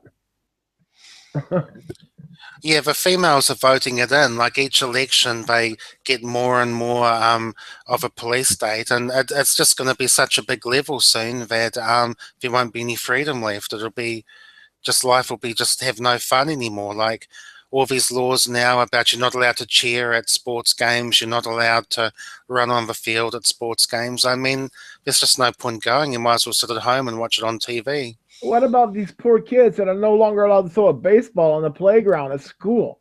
No longer allowed to Exactly. play tetherball and dodgeball or run around and play tag. You got to sit Not on a allowed to have fucking bench? lemonade stands. Yeah. Jeez. I mean, come on. What is school, anyways? Is this a place you go to for 8 hours a day where your parents get rid of you for 8 hours a day and you get indoctrinated into believing some bullshit that's not even true? I mean, if I had a kid myself, I would rather teach him myself and educate him myself and let him use the internet to learn instead of ever letting a teacher indoctrinate him on this bullshit. I mean, reading and Yeah. writing is great, mathematics is great, but after that, what do they really contribute? Go ahead, educate my son on how to read and write. I would greatly appreciate that. Go ahead and please teach my kid how to do math. I would greatly appreciate that. But what else can you really contribute to him other than indoctrination after that? Yeah, I agree. There's no need to keep kids at school until they're age 17. I mean, you don't need 12 years to teach them reading, writing, arithmetic. And most people don't have academic jobs. Like they get a job like a truck driver or work in a factory. So they don't need a great big college education anyway. So what's the point? It's just in the Communist Manifesto, Karl Marx and Friedrich Engels, they wrote that state education is like one of the main pillars of Marxism. It's just to brainwash the kids into believing the government's God, really. Exactly. But also, a child should not have to fucking sit in a school for 8 hours a day because No, many children children are don't not want to. designed to sit down. Children are No, designed to run around and play all day long. They're not yeah, designed to sit down. And then to sit there and drug them up because they're not being controlled is out of everybody's fucking mind. You shouldn't put kids on drugs because they're hyper. No, you let them go run around and burn it off. that's right. You That's don't sit right. there and That's drug right. them up. No, I think the schools are becoming evil. I mean, the kind of things they're teaching now, the books that they're reading, and the children are staying there for longer, up to age 17, 18, and they're coming out. A lot of them are illiterate. A lot of them can't do maths, can't write. So I mean, it's not working anyway. I mean, come on, the schools are completely fucking evil. When you go into a damn school and you have to sit there every morning saying, "I pledge allegiance to a Mm, flag of the United mm. States of America." For real? You're gonna indoctrinate me with that bullshit? Are you? You think that's gonna work on me? I'm like Malachi. I don't bow to you. I No, love no, but Malachi, man. I really love Malachi. cool. But we're talking about children who just don't know any better, who will, will be brainwashed very easily. So it's hard to undo the brainwashing once it's done. I know, but I grew up during the brainwashing. I mean, I got hit. My whole generation was hit with the heaviest case of the brainwashing, but it never took part of me. It just washed out. It just washed over me. I always knew what it was, and I never fell for it. That's why I don't understand why more people are out there who are not falling for it. I mean, I couldn't Yeah, believe after it was all done how many people fell for it, and I'm like, what the fuck is wrong with you people? How could you yeah, possibly believe in that? I mean, are you absolutely out of your fucking mind to believe that? You know how insane you have to believe in feminism?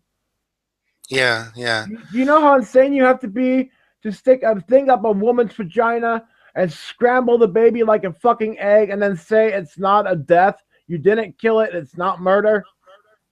Well, what did you do then? Huh? Did you that's not right, decide to that's take right. a life away, you psychotic fucks? Yeah, and when a man, like there's been cases of like husbands slipping women abortion pills, and they go to jail for murder. So when the man terminates for pregnancy, it's Yeah. murder, but when the woman does it, it's just an operation. It's Yeah, it's nothing. just a procedure. Yeah, and if you have a car crash and you cause for pregnant woman to miscarry, then that's classed as like homicide or Yeah, it's a two death. cases. Yeah, so it's when the man does it, it's wrong, but when the woman does it, it's just dandy, no Yep. trouble. So that's evil. I mean, I can't believe that women aren't fighting themselves about this and aren't saying that it's wrong that we can do it, but the men can't. I've been saying that too. I said the only thing that was ever going to kill off feminism was either men opting out altogether, which is actually what took place, or the females were Mm, going to rise against the females. And yet the females did not rise against the females. And it's like, how can you live with yourself? You're just as bad as the feminists are. You're all the same. You're all, you can all be classified as psychos because exactly. you're either taking part of it or you're not taking part of it, but you're not fighting it. No way. The No, voice and of one, the voice of one good woman is more powerful than the voice of 10 men in the fight against feminism. yeah, I agree. I agree. The biggest channels are Girl Rights What, and a few of the female MGTOWs or whatever they call themselves. They've got very, very big channels. Yeah, I know, but they are still so basic in their information. And girl writes what this dances around issues for 45 minutes, then comes to conclusion, and it's like I already knew that. Yeah, She never really contributes to anything I haven't already heard before or knew already like 10 years ago. yeah. But at least Well, she's I out mean, there. for new guys, for newer MGTOWs or newer guys just taking the red pill, I think that she's pretty cool, really. But I'm I'm glad she's just out saying there that for real women people. have much bigger channels. She's got like 25,000 subs, so she's doing big channel anyway. Yeah, but she still comes from an evolution point of view and not a creationist point of view. So I have a big problem with that. Yeah, that's true. That's true. She's not a Christian, but you know, um, I don't know what to say really. Like not many, not many people believe in Christianity now, so we're getting fewer and fewer. So it's hard. But the It's only getting very reason they don't hard. believe in it is because they have disinformation about it. They don't know the truth Right, about it. I mean, I right. could any atheist that comes up to me, I could tell them a couple sentences they never heard before or even thought about. I mean, read the comments on my channel. Everybody says, "I haven't thought about it like that before. I never seen it that way before. I never seen it that way before." That's all I usually. That's usually the number one comment I get per week on my channel. I never seen it that way before. Thanks, Lord Don't Fire. Yeah, But it's yeah, because you've been fed disinformation. I can ask the question right now to any Christian out there, any Christian, and I can guarantee you they do not have the answer for me. And the question very simply is, how does a man dying on a crucifix cleanse you of sin for all of eternity? And nobody has the answer to that question. Yeah, I think I have heard you give the answer before or give some of the answers, so I Well, know what you mean. it's Almost not about nobody the does fact that I know. have the answer or not. It's the fact that that is the most basic Christian thing to know, and yet Hmm. they don't even know that. I mean, let alone all the Judaic history, as well as all the evidence been found, everything to back up the Bible for the last 6,000. Let alone that the Bible has never been discredited for 6,000 years, and yet we have scientists on a day-to-day basis that spend all of their money, time, and research trying to destroy the Bible and cannot do so. It is the most scrutinized book that has ever existed, and it has passed every test that people have thrown at it for thousands of years. Let's just put Yeah, all that aside. Let's take away all the evidence that has been found, like Mount Sinai, Noah's Ark, the the the whole fact of Jerusalem, everything aside about that. If you just listen to the story about the Christ, and then you see the Shroud of Turin, how they deliberately tried to make this shroud look false. When, for example, the Pope has a piece of test cloth, he has a piece of cloth that can be tested to prove that it's genuine. It's a piece of the original cloth that was not restored after it got burnt. They took a piece of the burnt cloth and analyzed that, but let alone the fact that carbon dating is very inaccurate as well, it still wouldn't help.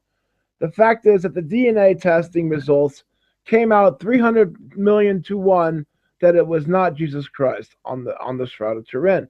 Let alone the fact that the image on the shroud is completely unknown to man, how it was created, that it was created through a light spectrum that we cannot even see today with our eyes or with any technology that we have, that the light spectrum that created the image itself is just as unique as the entire cloth is itself, how the cloth survived the fire, how all of these things have happened to the cloth, let alone the fact that there's another cloth in Spain that matches up to the original cloth, the Shroud of Turin, how there's 300 million to 1 chance that it's not Christ, how alone that the Romans never beat somebody and then crucified them. It was always beating or crucifixion, never both. Let alone how the cloth was linen cloth that was a tablecloth pulled off the table to wrap him in because there was an emergency. They didn't expect him to be crucified. They didn't have any preparations for it.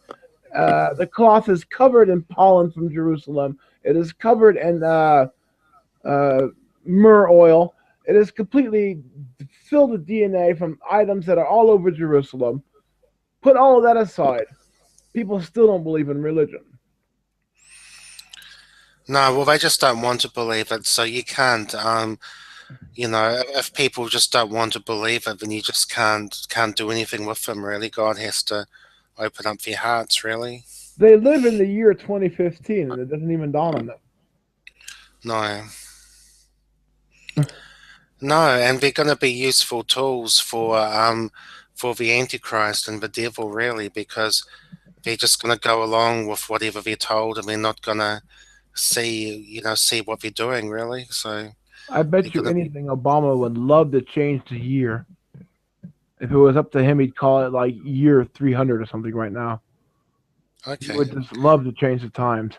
He'd probably bring them back to Islamic times. So let's say Muhammad time 0, that was 600 years after Christ.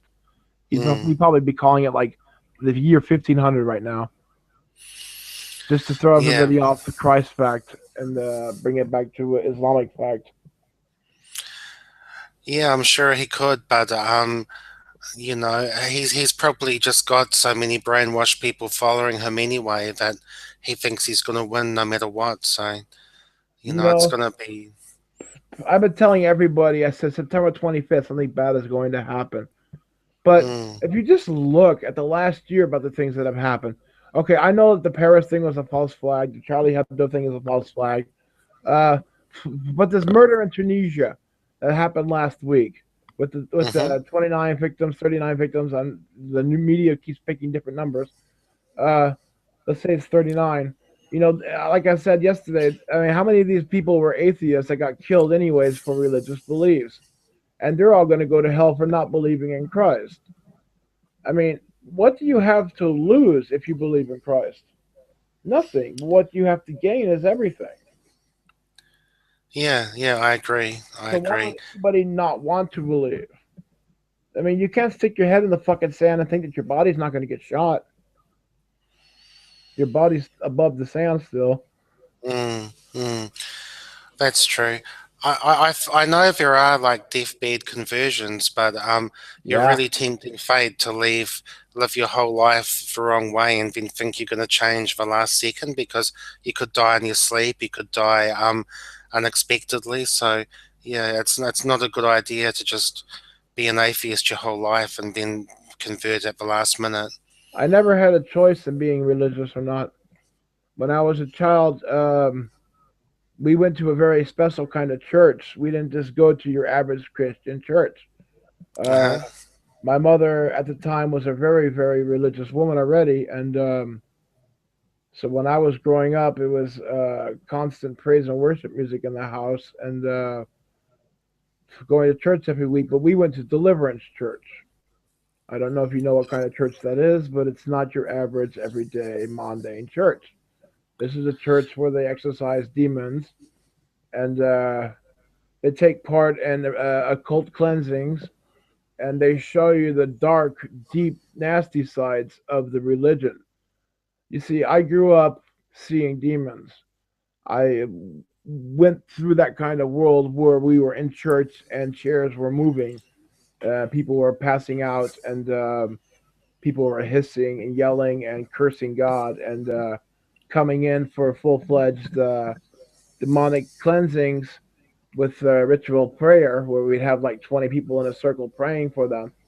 Uh, I also went to baptisms church and I've been baptized a few times. My Christian life was never the one that people have today, where it's mass church following and singing concert songs inside of the churches. Mine was Right. really the genuine Christian deal. And Okay. Well, you're lucky to have that. Then not many people have that ever. So you've had an exceptional kind of start to life. no, that was the seed planted.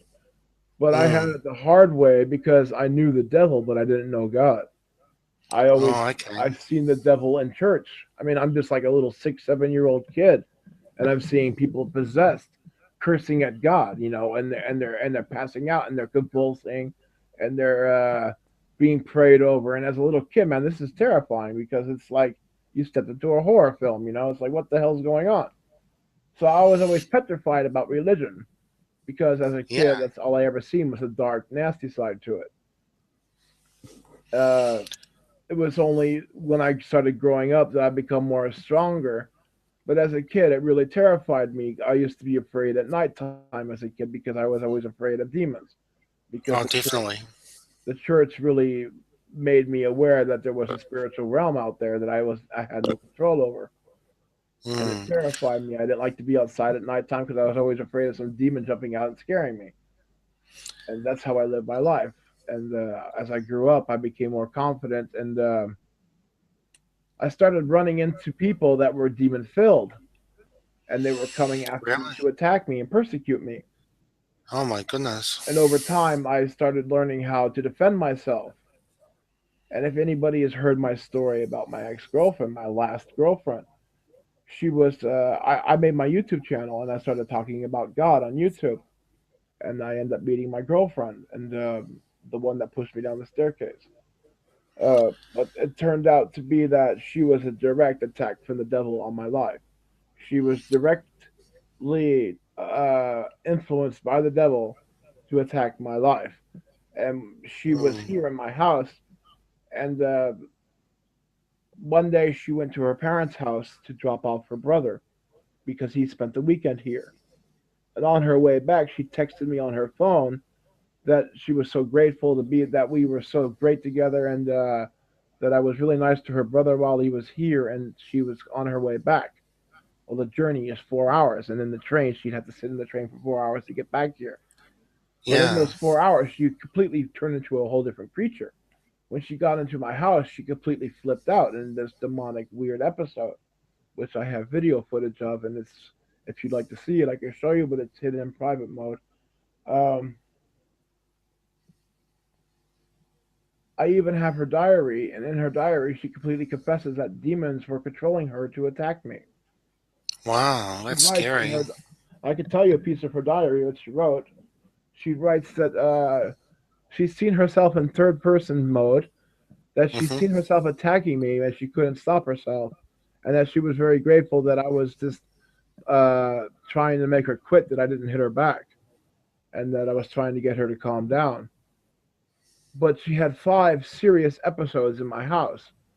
Another episode was we were in bed and we were kissing each other and about ready to have sex, and she starts sucking really hard on my neck, and I'm like, okay, what's she trying to do? Is she trying to give me a hickey or something? So she keeps sucking on my neck, and it's getting worse and worse, and it's actually starting to hurt. And when I pushed her off of me because it felt like she was going to burst through the skin, her eyes Yeah. rolled in the back of her head, and she says, "What's the matter? Don't you enjoy this?" And I pushed her off of me, and I went to the bathroom, and if she sucked one more time on my neck, the blood would have come bursting through the skin. Wow. But there was 5 incidents like this during the relationship, and she was very mental, and she had no place to go, and I really felt like if I got rid of her, she would end up on the streets and probably be killed by somebody. So I really felt like I took her in as refuge, and I was trying to give her a place to stay. And she was Mm. starting to read the Bible, and she acted like she was taking part in the Bible. This was just an act of hers. But Yeah. over time, I started witnessing very strange and odd behavior in her, things that were completely unexplainable. But I had a playlist on my YouTube channel, and it had everything in it: Michael Jackson, Metallica, U2, just music. And it Mm. was playing here in the room, and everything was fine. Then a praise and worship song came on in the playlist, and she completely flipped out, demonic trip. Um, Started speaking in a whole dark, deep voice. I can show you the video footage of it. You can actually see this gigantic dark aura around her. Um, she's lunging at me, hissing at me, snarling at me, trying to bite me. Her eyes are rolled in the back of her head, and she's talking in a language that is just very bizarre. Mm. She told me she was demonically possessed. She told me the whole situation. Um, Very odd, very odd. It all happened on New Year's night too, very quickly. It's a very strange situation. That was strange. Well, I'm glad it's over for you anyway, but it's definitely, I've listened to some of your old videos. Like, it's had a very big effect on you. You've definitely, you know, um, Oh, it just it's, proved to me it's that God was upset your life a lot. well. Most people would have been really upset by it, thinking that the devil took his girlfriend away. And Yeah. I wasn't like that. I was just like, okay, God, you're just trying to verify to me what I was already believing, but needed more proof and evidence for. You see, it was Mm. because I made my YouTube channel and started telling everybody about God that the devil decided to attack me, and he did a Yes, pretty good yes. job of it. But I'm still here. God saved me from all of that as well. Um, where she's out, who knows? Maybe she's dead. I don't know. Um, Yeah, it's not your responsibility anymore. You've done oh everything yeah, you can. exactly. You Well, did it never way was more my than responsibility, anyone but else would. it never Yeah, was my responsibility. But I kind of felt sorry for her, and that's how the narcissist works. They make you feel they sorry for do. them. They do. I mean, I'm not even bothered by it. I don't feel guilty or stupid or anything like that. No, I was just lied to, so big deal. Moving on with my life. Uh, Yeah. but the point being was that simply that when she was the confirmation that I needed to verify everything that I already believed. Mm. So the devil attacked me, but it was really a God sent. Like God sent the devil to attack me on purpose to wake me up. And that's how I Yeah. really snapped out of the matrix and really became one with my religion. And then I had my vision, which really set me over the top. So I have no Okay. doubts in God whatsoever. I have zero doubts.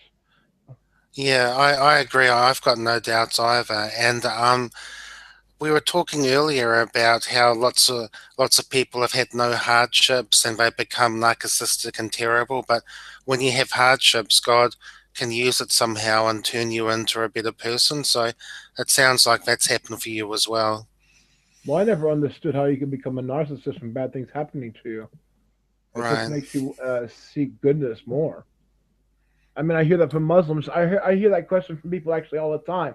It's if you were raised as a Muslim between other Muslims, how could you ever believe in Christianity? And I'm Mm, like, because if you want to know the truth will come to you. You don't have to live a certain way. You can always step out. I mean, you could be that sheep out there that thinks for himself independently. And I think that's the biggest thing with Christians is they don't want to live in the matrix. Therefore, the police of the matrix want to kill them because they're afraid that they might pull people out of the matrix. yeah, definitely, And, definitely. That's the fear. but I want to pull people out of the matrix very badly because it's very lonely on the outside by yourself. It's like I want more people here also for protection. So when they come Yeah, after me, I won't be standing alone. But I know I that's will be true. standing alone. But that's an innate human trait to want to have a pack. Mm.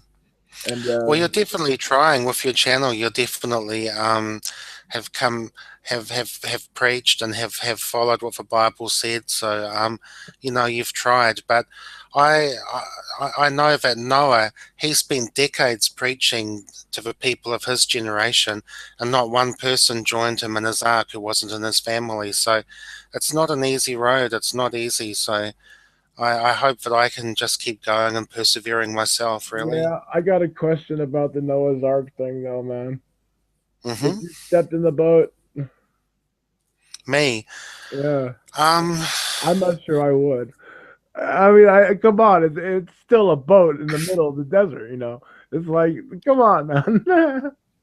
yeah, It's a boat in the middle of the desert. it would have been a big leap of faith, and I honestly don't know what I would have done. Like, it's so easy to sit there back, and we're sitting here now with all our knowledge and say, "Oh, yes, I would have got in the boat." But at the time, like, you would have known what's about to happen. You wouldn't have known the day of a flood. So it's hard to say, really. I've got no idea what I would have done. It would have taken the animals two by two to make me get in the boat. Oh, right, To see right. all of them show up, step into the boat, you know, that would be definitely okay. I'm getting on the boat now for sure. but Yeah, but how do yeah. we know that they didn't come last? I mean, if the boat is already filled with the animals and Noah's saying get on the boat, yeah, I'd get on. Mm, That's obvious. mm, But what mm. if they only showed up last minute all of a sudden? Yeah, that's true. And I had a thought that Noah might not have had every single animal in there, like in the flesh. Like he could have had their DNA, and God could have reconstructed them from DNA, if you know what I mean. Like it might not have been that he had every single pair of animals in the world on the boat because it would have been hard to do. I really believe that he had all the animals with him. Yeah, well, it's something we don't know, but I just had that thought that he could have just had their DNA and God reconstructed them. Well, the reason I believe that he had them all with him is that when we look at how the animals are spread out across the world, it does look like they all started from one general point and they just started walking across the world until they met their own habitat. It does Okay. look like that. Like if the boat landed in Turkey or India, Noah's Ark, it does look like the Mm. koalas migrated down to Alaska, to Australia. Alaska. It looks like the Yeah, koalas Australia. migrated down to Australia, and that Yeah. certain animals all went to their own region. Like the polar bear went to the North and South Pole. It looks like they all migrated to their region. It doesn't look like an animal was. That was one of my things I had with evolution. Is like, okay, if an amoeba came from the, if it started raining down on the rocks became bacteria. The bacteria went into the water, created life. Life then came out of the water, became primate, became man. And that's the evolutionary scale.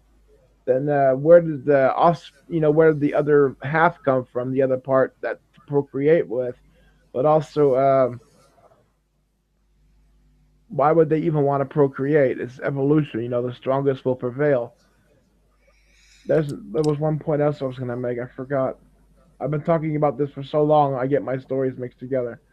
Okay. Anyways, the animals on the Noah's Ark. It clearly looks like they migrated because you cannot. The chances of evolution actually spawning an animal in the location where its food is at the same time is astronomical. I mean, if Yeah. one region is growing bananas and an animal happens to need bananas for its diet and it actually spawns in that location with evolution, that is an astronomical chance. And then to see all Mm. the animals in the world and the exact location and the exact habitat that they live in, that clearly shows a migration process where the animals went looking for their proper location to live, and that just pretty much backs up the Noah's Ark. I mean, what is Yeah. evolution trying to say there? That the amoeba came out of the water together with its second half. They procreated in a perfect habitat in a perfect location with the exact kind of food that they needed, with the exact kind of climate that they needed. Those chances Mm. are astronomical. Oh, totally. Yeah, totally is. Um, I think God would have had to have helped out the situation a lot. Like Noah wouldn't have been able to do everything himself, so God would have made sure everything worked out. If you know what I mean. Oh yeah, and I'm also sure that God told all the animals where to go, and that they just went Yeah, where they were exactly, told to go to. exactly. And something that I always got confused about was that there are tribes of Israel, and I always thought if the tribes were before Noah, and since there is only Noah's family on the ark, there'd only be one tribe after him. But I found out the tribes came from Noah's children, so the Hmm. tribe started after Noah. So that's cleared that one up for me. Yeah, but that's true. Yeah. I like like the tribe of Dan. When we look at the world today, like Finland and Scandinavia, all the places that have Dan in it, like Denmark, all these other translations for the word Dan, Den, or Din, that they're all Mm. part of the tribes. I read that documentary a long time ago, but how the countries are actually named after the tribes was quite cool and fascinating. So it actually, Yeah, really, the heritage of the world. It all comes back to like the story of the Bible. It all adds up. And it does. I mean, I've seen pictures of Mount Sinai. I've seen the altar of the golden calf. I've seen records on the Red Sea floor of the Pharaoh's chariot debris. I've seen the rock that Moses split in half. I mean, what more do I need to know than that? Yeah, and you've taken the time and the effort to see these things and to find out. So other people have just wasted their lives and just not even looked at religion at all. So that's kind of sad, really. After I had all of that, I found out that Sodom and Gomorrah was found. And I couldn't wait to get to the internet to see the pictures. And when I seen the pictures, I was like, "Oh my god!" They took their hand and they went across the wall, and it was just all ashes. They Wow. scratched the wall, and all ashes in their hand crumbled. And they found pieces of brimstone that slammed right into the wall and melted into the wall. It's so cool to see that. Have you seen the pictures on the internet of Sodom and Gomorrah? Yeah, I heard earlier this year that they were found, and I can't remember what I've seen. I would have looked at them at the time, but I just can't remember at the moment what I saw. It's totally awesome when you see the pictures because there's nothing in the Mm, world that produces brimstone. And wow. if you just had a piece of that brimstone, aren't you literally holding something that God threw down on earth? You would be, wouldn't you? Yeah, You'd that's actually be true. holding something that God touched.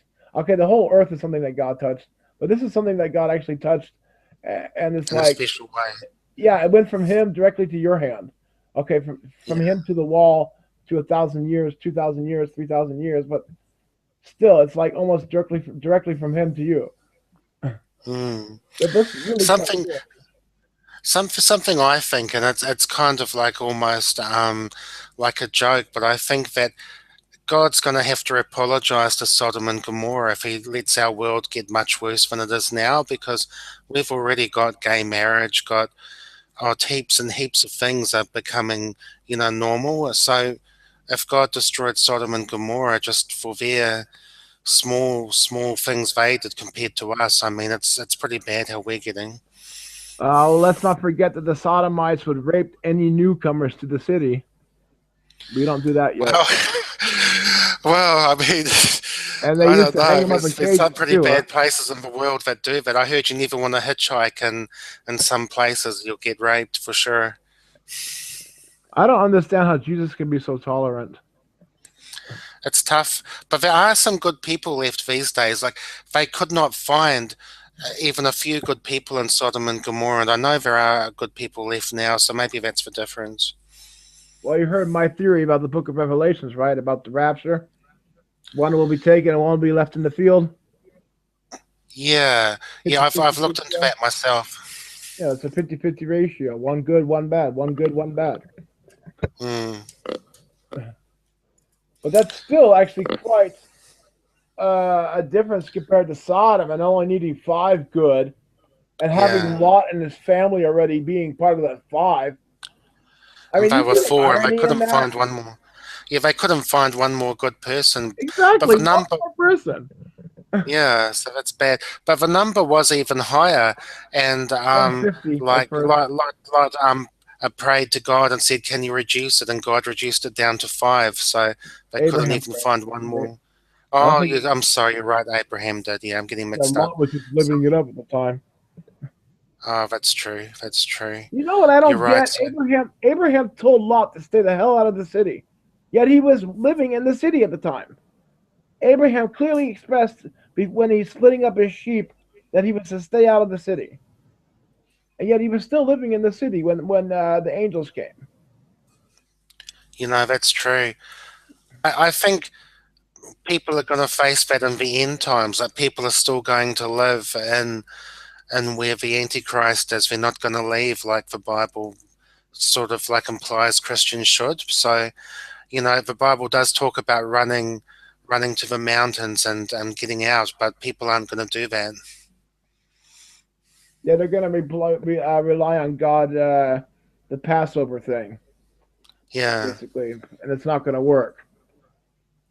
Well, there is one thing that's going to, when they said that the pits of hell are going to be open, that there's going to be a creature coming out of it that's going to it's going to sting like a scorpion. It's going to be so painful that the people are going to cry out for death, and death will pass over them.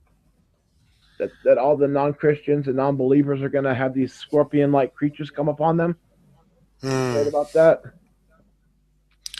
It does. Like the book of Revelation, it kind of implies, well, it says that people will look for death and not find it. So I'm wondering myself if there's going to be some kind of like technology or some kind of scientific thing which will keep people alive and people just won't be able to die for a while. So The I'm pits not of hell, sure.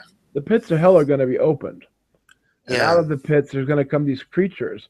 They're going to attack everybody who is a Mm, non-believer in Christ, and they're going to mm, cry out for death, and death is going to pass over them because I guess they're going to be protected by Christ Himself, and it's going to be punishment for the non-believers. So I don't think it's going to be yes. the transhumanism or man becoming machine. I think it's mostly going to be that when the pit's going to open up, something bad's going to happen.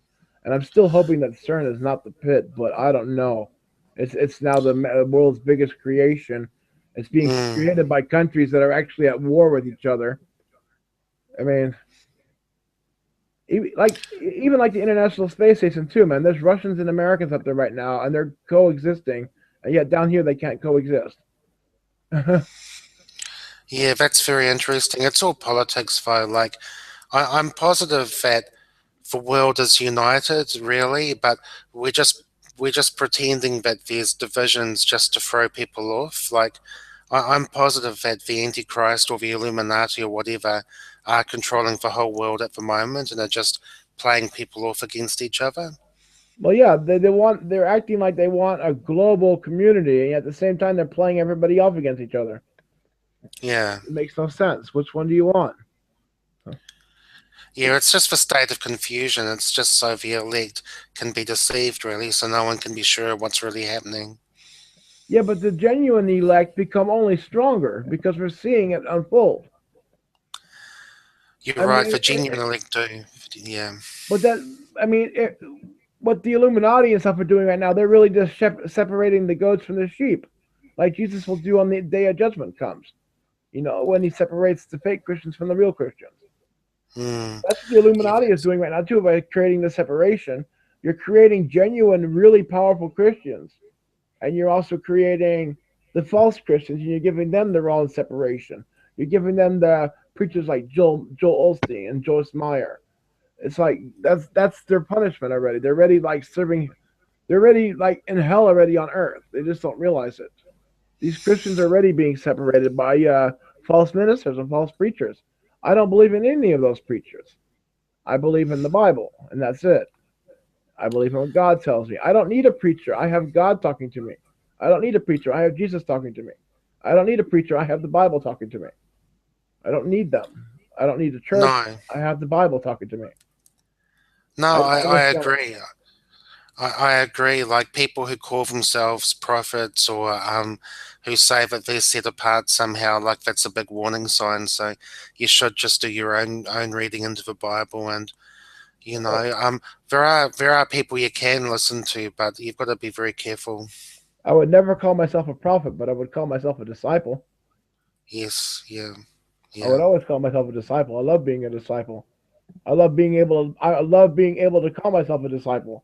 And I'm not saying, hey, I'm a disciple like the disciples of Christ. I'm saying I am a student of Christ.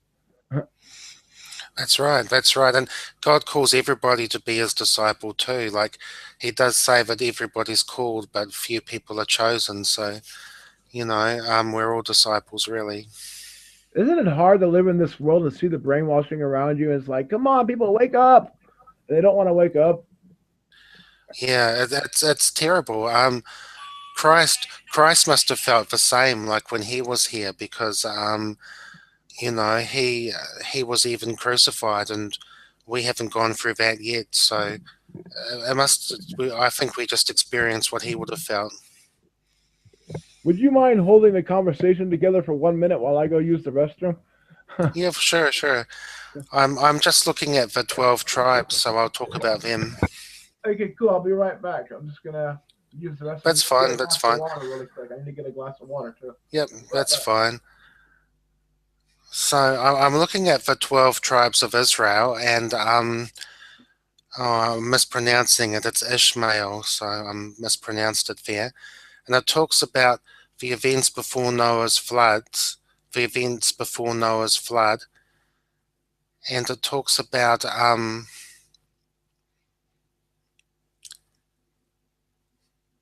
the 12 tribes came from the descendants of the line of Noah.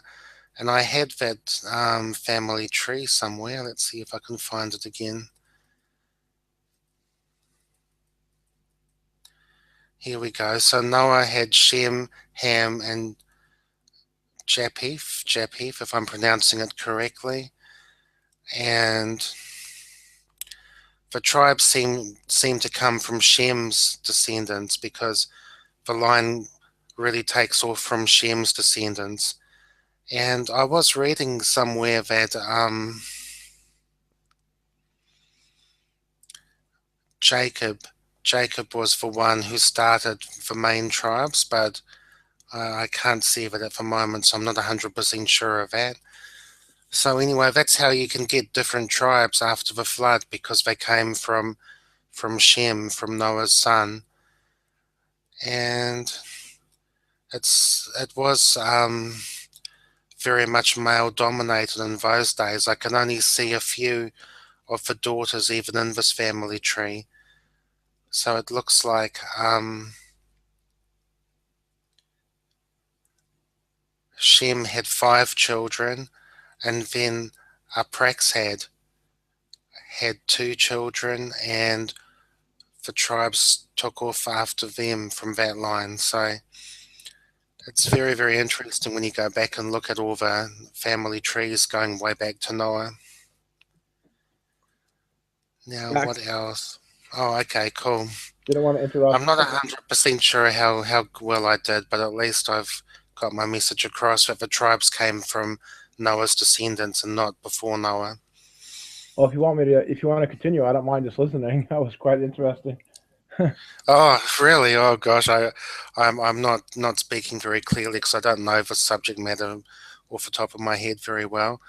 But Isn't it kind of strange how biblical advice and biblical messages kind of do stick in your head, even though you don't remember exactly the right words. A lot of it, when you Yeah, need it, you can call it up, and it's like, whoa, I remembered that. I kind of yeah. find that Bible stuff is really easy to remember for some reason. Proverbs, for example. I was going to read some Proverbs to my viewers, Okay. but I have to open up my Bible again. Okay. Well, yeah, I know what you mean. The words do come to you, and I heard that's for Spirit who's giving you the words and the knowledge to say. Because when Jesus was tempted by the devil, Jesus answered the devil by quoting verses of the Bible at the devil, like when the devil took Jesus up to the mountain and said that, you look at this earth, you'll have everything if you worship me. And Jesus said the first commandment, that you should have no other gods than the real God. So that's it. Like the Spirit gives you the words to say. Yeah, that was really cool you mentioned that because I actually just mentioned that in the same conversation, in the beginning of this conversation about Oh, Jesus. I missed it. I haven't been listening to you from the start. No, but I only that's found out you were doing it recently. what I was saying. It's really cool because now there's two people talking about the same message in the Bible. Yes, yes. No, that is good when you get like synchronicities and you get like Yeah, things. and they're genuine and it's like not staged, and that was just really cool. That's just like you said, the spiritual thing and make you talk.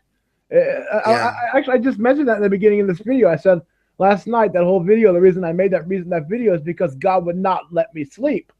It was so annoying. I was trying to lay in bed, and he's like, "You got a video to make." It's like, "Oh, go away. I'm tired. Come on, son. You got a video to make. You know what you got to do. Oh, come on. yeah, I don't want to deal with this right now. I want to sleep. No, I want you to make this video right now. People are going to be looking. They want to see this. Like, okay, fine. So I got up, sat behind my computer. I got my microphone ready, and it's like, okay, start broadcast. And then I go, hey, everybody, it's me, Ward on Fire. How are you doing? Blah, blah, blah. And it's like, mm, I have to fill in this whole entire video. And it's like, okay, I don't even know what to say. I'm just going to say, hello, it's me. And then I end up making a 45-minute video, and it's all spiritual talk.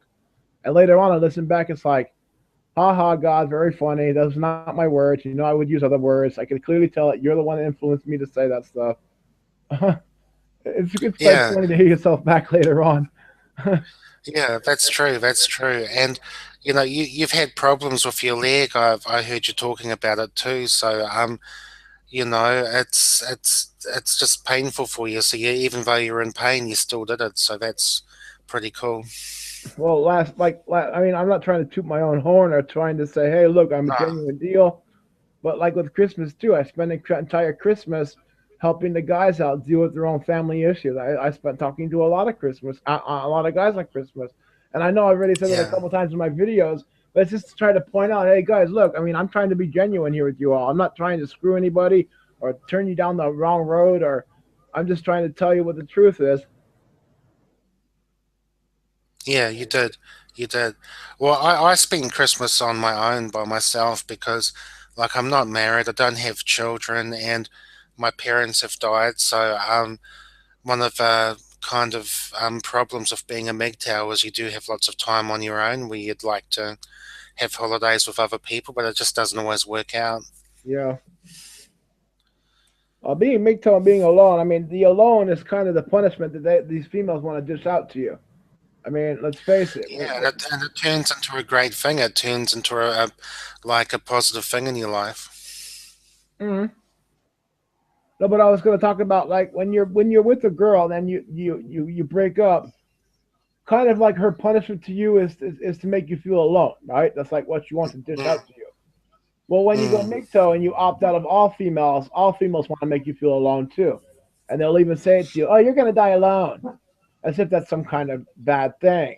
Everybody dies alone, yeah, first of all, but they try to make yeah, it seem like it's a bad thing and make you feel like you should be with a woman. And there's females out there today that also say, "Oh, I know this perfect girl for you," or "You should be married. You're already going on in your age. You're getting up there. You should get married. You should settle down." Like pushing guys into the system, and it's like, ugh, I'm not going to ever go back into that system. I don't need a no way. female. I almost think that if I got together with a female, that I would be weak. I'm considering it as weakness now. That I just don't need that. I mean, do I really want to sacrifice everything that is me for a vagina? Oh, great! That's my dog's barking. Doorbell. I'm just not going to answer. No, it can't be anything important. I agree with you. Like, women just say all these things like you're gonna die alone, but they're just projecting their own crap onto you because women are afraid of dying alone, having no husband, having no man in their life, so they just project it. Yeah, I'm going to need 1 minute to see who's at the door because they're going to keep barking otherwise. So if you give me Okay, like one sure. minute, I'll be right back.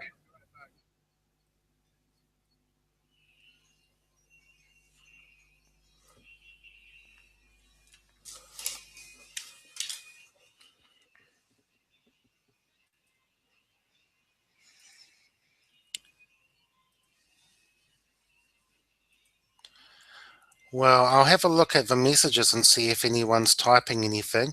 I've just got to reopen the YouTube page because when you're in the Hangout, you're at a different time lapse. So I just close the YouTube page so I don't get like two lots of speaking.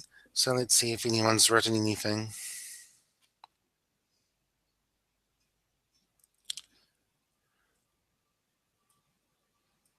No, I can't see anything anyway, but since I closed the page, I've probably just deleted myself. No, I can't see any more questions or any more messages from people, so that's okay.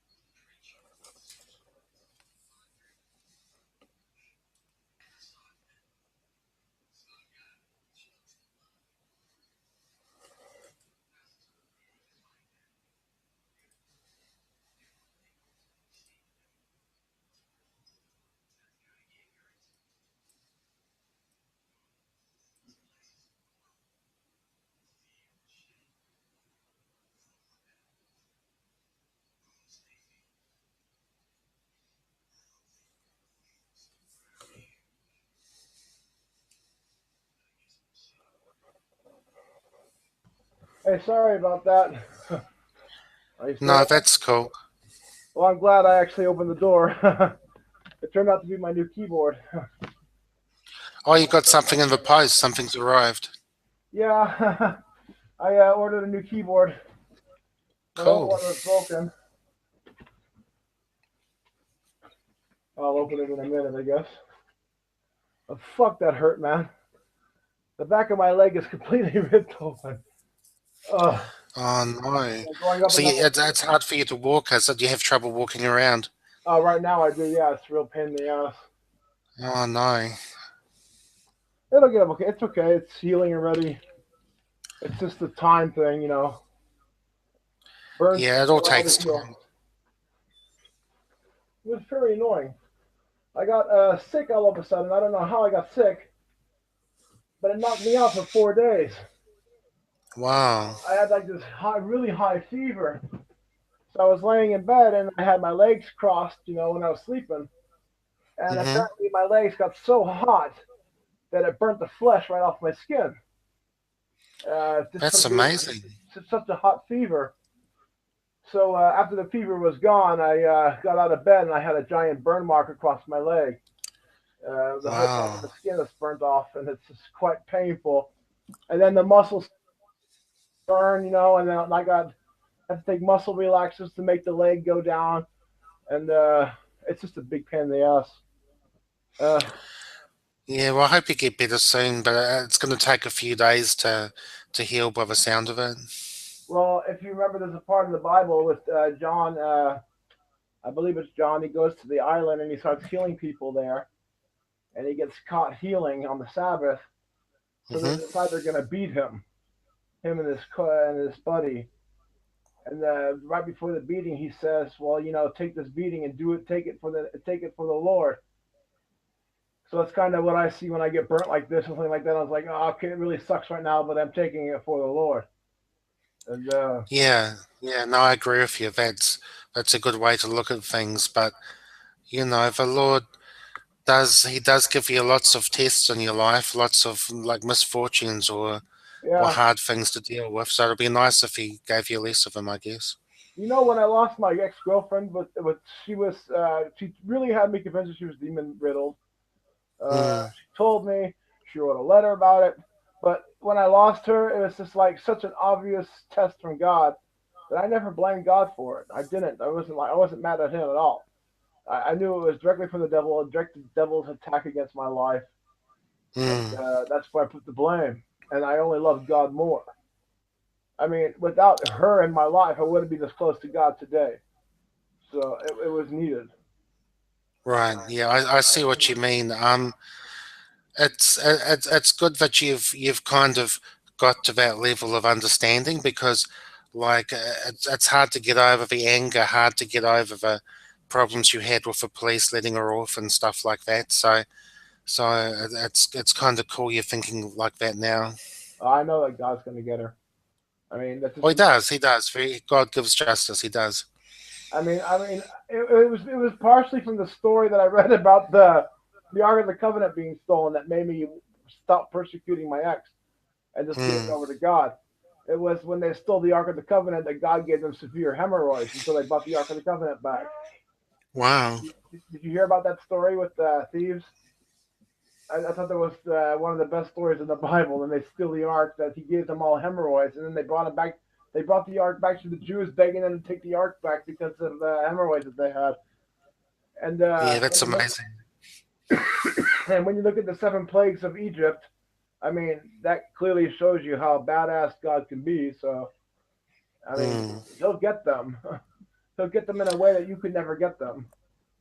Yeah, the thing that surprised me was after each plague, the Pharaoh still wouldn't give up, still wouldn't relent. And then the final plague, where the firstborn were killed in houses without the mark on the door, then the Pharaoh said go.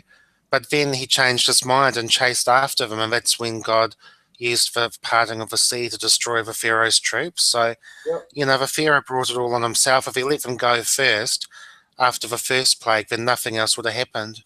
Yeah, you could have let them go before any plague.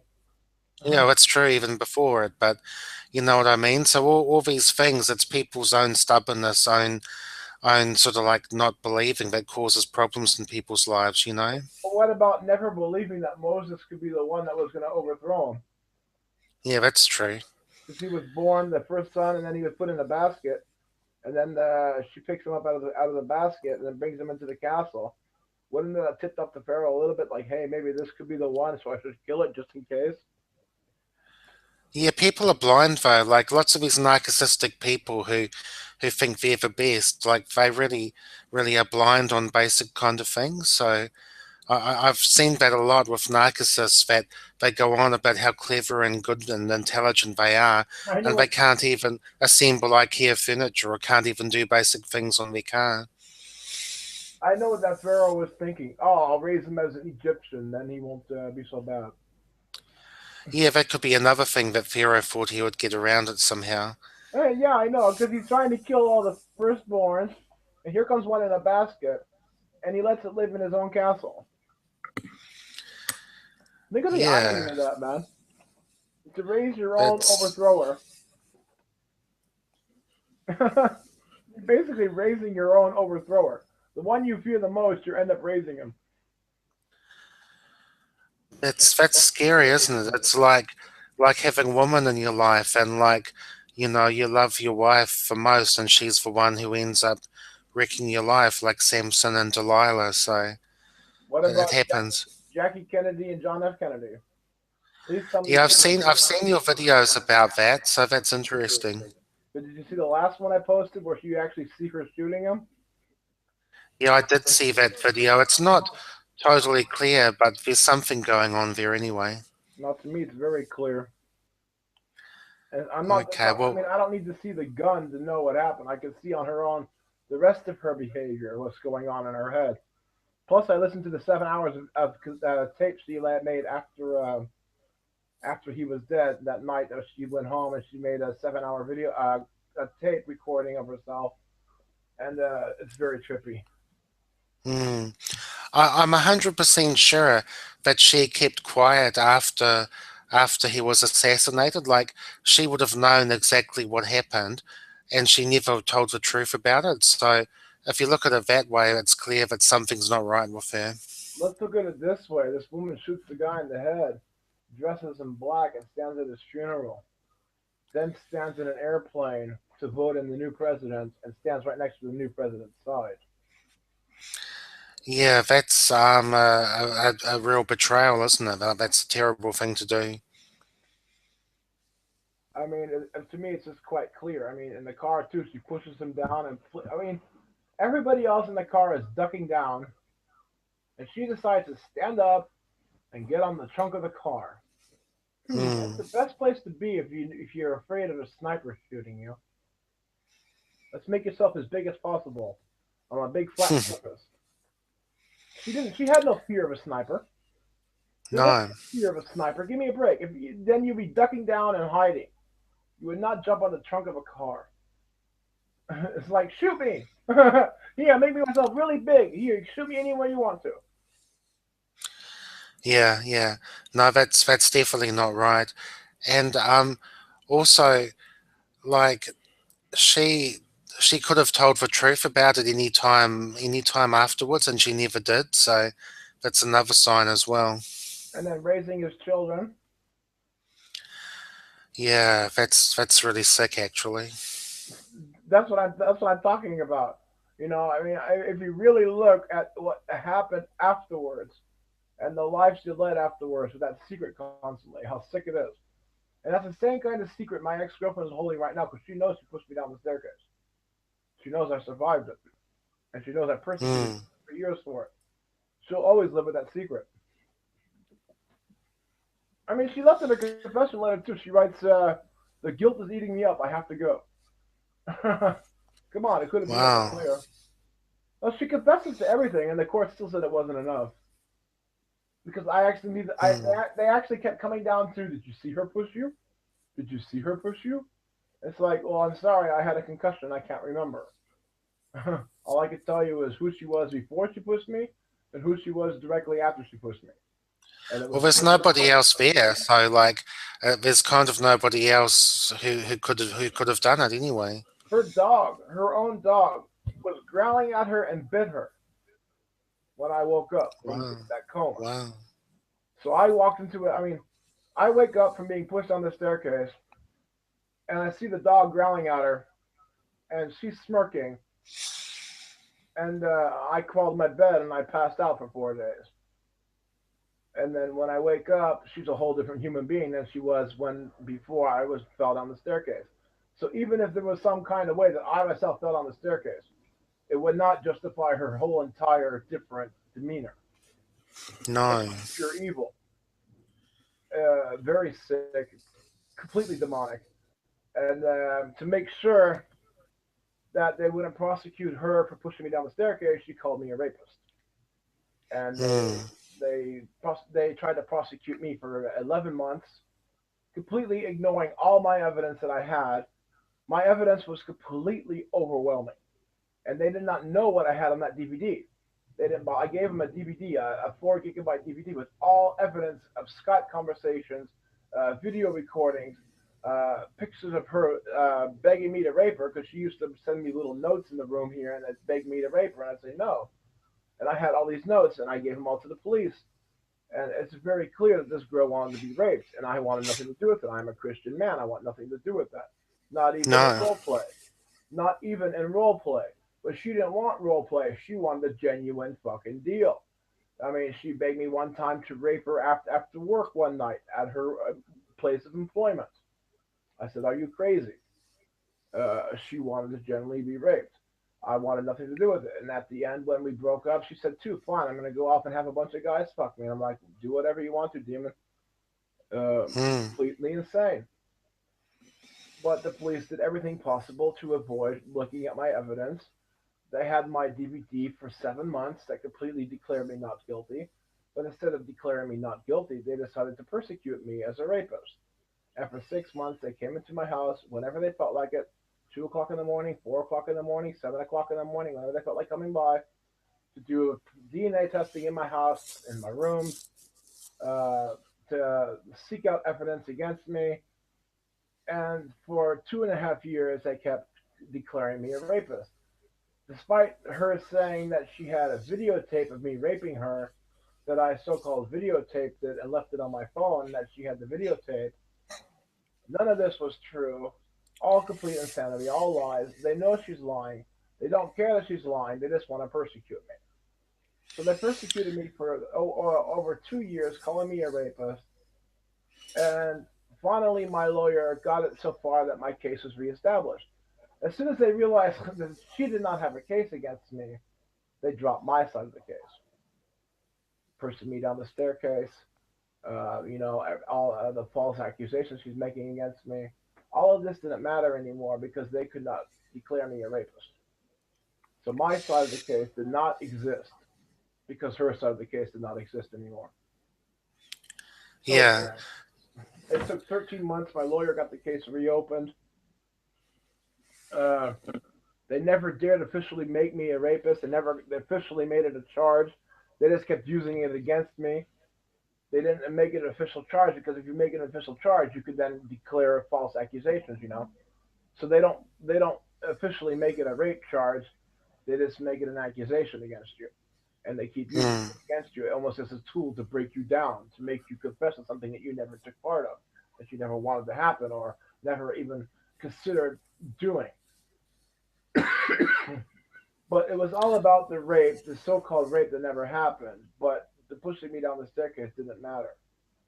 The kicking the dog in the face didn't matter. Nothing, none of my side mattered whatsoever. It took 3.5 years before my side even mattered a bit.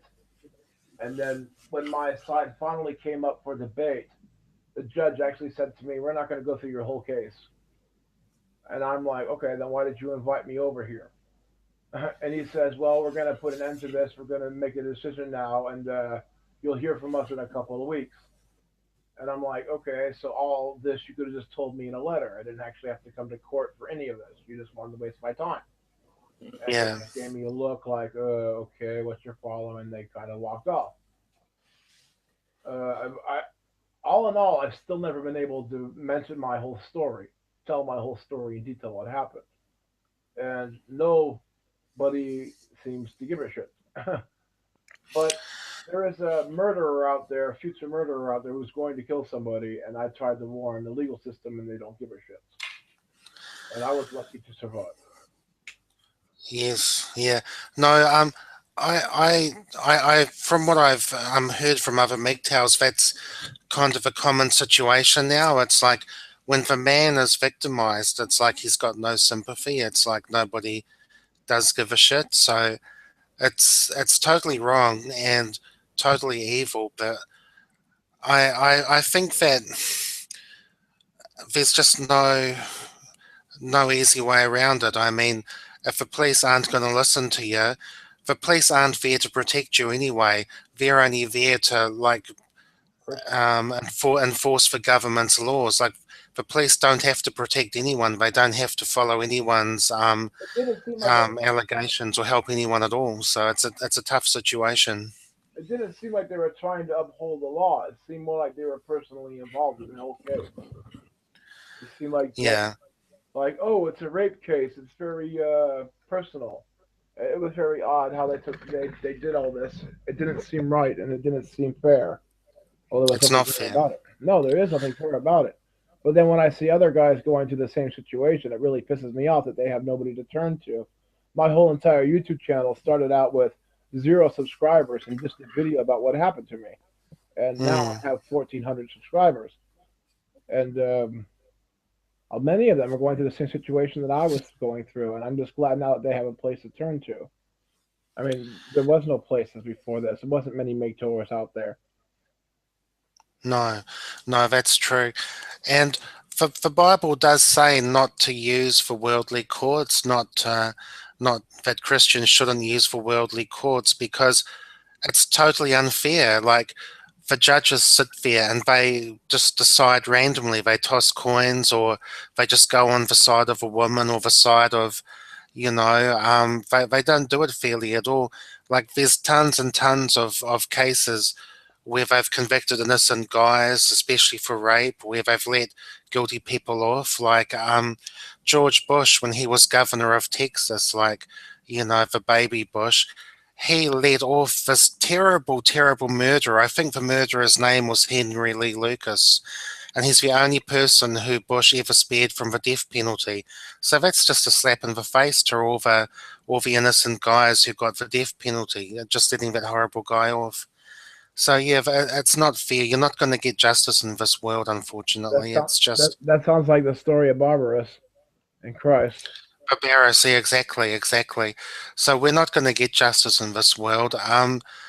I've got a very hard attitude towards the police now, in terms of I don't want to help them. I don't want to speak to them. If I get called to be on a jury, I'm just feel like letting the person off, especially if it's a man over child support, or something like that. So Oh yeah, definitely. yeah, my attitude's changed towards them a lot. Yeah, but that's actually a Christian attitude. Did you know that? I believe it is. I believe it is. Yeah, because they're not there to help you. They're not there doing the right things, so they don't deserve our help, really. Yeah, it's a righteous feeling. It feels like you're doing it because it's the right thing to do. Exactly, exactly. And every time now where I have to deal with the police, I just drag things out. I make them prove it. Like, if I get like a ticket on the road that's worse than a speeding ticket, I'll take it to court. I won't let I won't just confess to anything. So I really think that if everybody makes their life difficult, they'll not get very much done. They'll run out of money sooner or later. When the last officer came to my house, he acted like he could just walk right in my house, and I closed Mm, the door on him and I said, "You're not coming in." And he gave yeah. me a whole bunch of attitude, and he actually put his hand on his gun, and I'm just thinking to myself, "Go ahead and use it." I don't Mm, know, I had this really weird feeling like, you know what, dude, I don't care. This is mm, my house. You have no reason to be in here, and I've let you in several times, and every time I've let you in, you've tried to use the information I've given you against me. I mean, mm, you don't deserve my respect, and you're just hiding behind the badge, and you're just another human being like me, and I don't fear you. And if you do kill me, you're going to go on the news, and people are going to know the truth about you. So go ahead and shoot me if you want to. I just have this whole different kind of attitude now. It's like, take me out if you want to. It's just going to expose the truth about you anyways. yeah, exactly. And I do think that God would protect you and would look after you anyway. So I think that, yeah, it would be very unlikely to get shot for not letting them in the house anyway. That's something unlikely. Well, I think about Daniel, in the furnace, Mm, and how he got out, and in the lion's den how he got out. And I gotta wonder if that's what God really wants from us. And if we live that way, will He actually protect us? And the answer is kind of, yeah, He does. The bad thing is when you test this out, and you want to see if He will have your back, and He ends up having your back, you owe Him now. And it seems like He kind of gets you that way. I mean, I like God for that in a way, but He puts a big responsibility on you. People think that the Christians live an easy life. We live the toughest lives possible. I mean, I'm sorry. yeah. We really live the tough life. We live on an emotional, spiritual level. We see things in this world that others don't see. And it is very Mm, hard to live the way that we do. And we are being persecuted at the same time. So I mean, we don't live in big fancy buildings with perfect lights, perfect showers, perfect kitchens. I mean, most Christians are pretty poor and average, but they understand life in a way that you'll never will. I mean, we are trying to actually expose to you what it's like because Christians are being persecuted all over the world for what we believe in. yes. But what we believe in is genuine truth. And yet, at the same time, people are like, we want peace on earth. If you do, stop killing the Christians. Very simple. That's right. That's right. And the persecution's got a lot worse. There are beheadings now with in the Middle East. Like the persecution is ramping up, so it's going to get even worse still.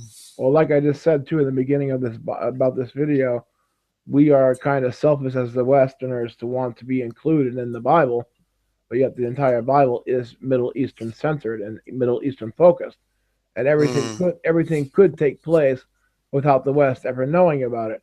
If we didn't have the internet and television, the Bible could just take place and we wouldn't know about it. But the Bible does say that there are certain events that are going to happen that the entire world will see, and such as when the Antichrist shows up in Israel, that he will perform false miracles, and the entire yes. world will see these false miracles. The only way the world could see these false miracles is if there was a thing called the internet, if there was a thing called Yes. television. So, Yes. therefore, we have to have it to make those prophecies fulfilled as well. But I do not believe that the Western world plays any role whatsoever in the Bible, except for a spectator and maybe persecuted a bit. But I do not think maybe they'll step up against the Antichrist, perhaps, but they're not playing a general role and they're not the main players of the Bible. Yeah, that's true. We definitely aren't mentioned in the Bible anyway. Like people like to think that New York is like the new Babylon or whatever, or Oh, I Babylon hate the that Great, theory. but you can't prove it. You can't prove it. So no, I don't think the West is mentioned. And a part of me is thinking, as I said before, that we might even get nuked, and the survivors will have to go live in the East, go live in Israel and all those countries because they won't be nuked. But I'm not sure about that, but I'm just thinking it's possible. Man, you really annoyed me when you said the new Babylon is New York and we can't prove it. No, It's not. I'm saying that that's what people are saying. Like the West isn't mentioned in the Bible. I don't believe that myself. No, but we can prove that Mecca and Saudi Arabia is the genuine new Babylon. That can be proven Right. very easily. And it has been proven. And we are talking about Mecca being blown up in 1 hour by a nuclear bomb from Iran. That's going to happen one day. Okay. Yeah, I know that, and Damascus is as well. That's definitely a prophecy that hasn't come to pass yet. Yeah, why is Damascus lingering right now? What the hell is that about? It's been lingering for like 3 or 4 years. Why? Why is Hmm. Damascus lingering between destruction and livable place? I, I mean, Well, I think. isn't that place like one sneeze away from falling down? Yeah, I think that there's still good people left there, and God's putting off the destruction. Like God does put off the destruction sometimes. I agree I on think that. that's the case. Well, that I totally agree upon. But why aren't these people leaving? Why are they staying in these destructed buildings in these destructed cities? Why aren't Oh, they just right. leaving? They have their chance to flee. Why are they staying? There's nothing there. Flee to the mountains. How long is God supposed to hold off this destruction? This city should have already collapsed years ago. It's literally Hmm. not even there's not even a thread holding it together. I mean, I'd be seriously afraid to fart in that city. I'd be afraid the whole city collapse. Seriously, it's that Yeah, bad. yeah. Yeah, it's like we were talking before about Lot and how he still lived in the city even though Abraham told him not to. So people's wickedness and their stubbornness, there's just no end to it really. God just must give up one day and just decide, okay, we've had enough time, so time's up. So we're saying that God has to give up on them. Not exactly because if there's good people there, God puts off the destruction for a while, but in the end, God's patience does run out, and God does destroy it, does do what He says. So yeah, But it's how not can that they, God's giving up. but that's the thing. How can they be good people unless they know the Bible? Well, I'm not saying that there's all good people there, but I'm just saying there's a few good people still there, But and if you that's why God's putting it off. but if you were living in the city of Damascus today, and you knew your Bible that the city would be destroyed, and you're walking around the city every single day, and you see that one fart might bring down all these buildings, why would you still be living there? Yeah, I definitely wouldn't because I'm a very scared person when it comes to the prophecy. Like I honestly thought in 2012 that there's going to be some kind of a thing happening. So I was keeping well clear of America, keeping clear of Europe. So yeah, for me, I'd rather be safe than sorry. But most other people don't think this way. Staying clear of America and Europe. Yeah, Interesting. I'm in staying clear of 2000. America. I'm staying clear of America, but I didn't think about Europe. I mean, the challenges of Europe I kind of like. I don't know why. I guess it's Well, the type of war you're in. nothing happened. Nothing happened in 2012, so we're safe. So that's the main thing. Well, I mean, there's a lot of indication that there's like 5 or 6 possibilities that something could happen in September, and with Mm. this last blood moon. I mean, that's just not a coincidence anymore.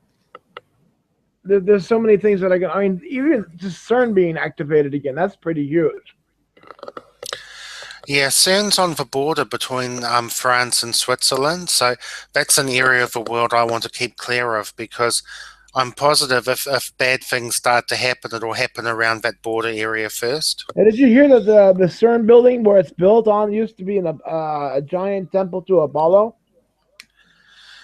Yeah, I'm not surprised about that at all because Well, I'm not surprised either, but I didn't know it was Apollo. That it was mm, Apollo kind of shocked me. It's like, okay, great. That's just a great tribute to Satan right there. yeah. It's very likely that they are going to make little black holes in CERN, or they are going to make little like time space sort of like problems. So if you're in that area, then you're Well, going to face it first. let's go from CERN from CERN directly to Babel. You know, and this Okay. the Tower of Babel, God said that if humanity would have continued, that they would have succeeded, that nothing would stand in their way. Well, No. that means that they would have actually reached God. That's why He had to destroy the tower because they would have actually reached the gate. And then there's Jacob's ladder, which also mentions a stairway to heaven. So Yeah. there are portals in this world that could lead to the underworld and as well as to God above. And that Yes. humanity almost found it with the Tower of Babel, and they were going to make a name for themselves by reaching the gods.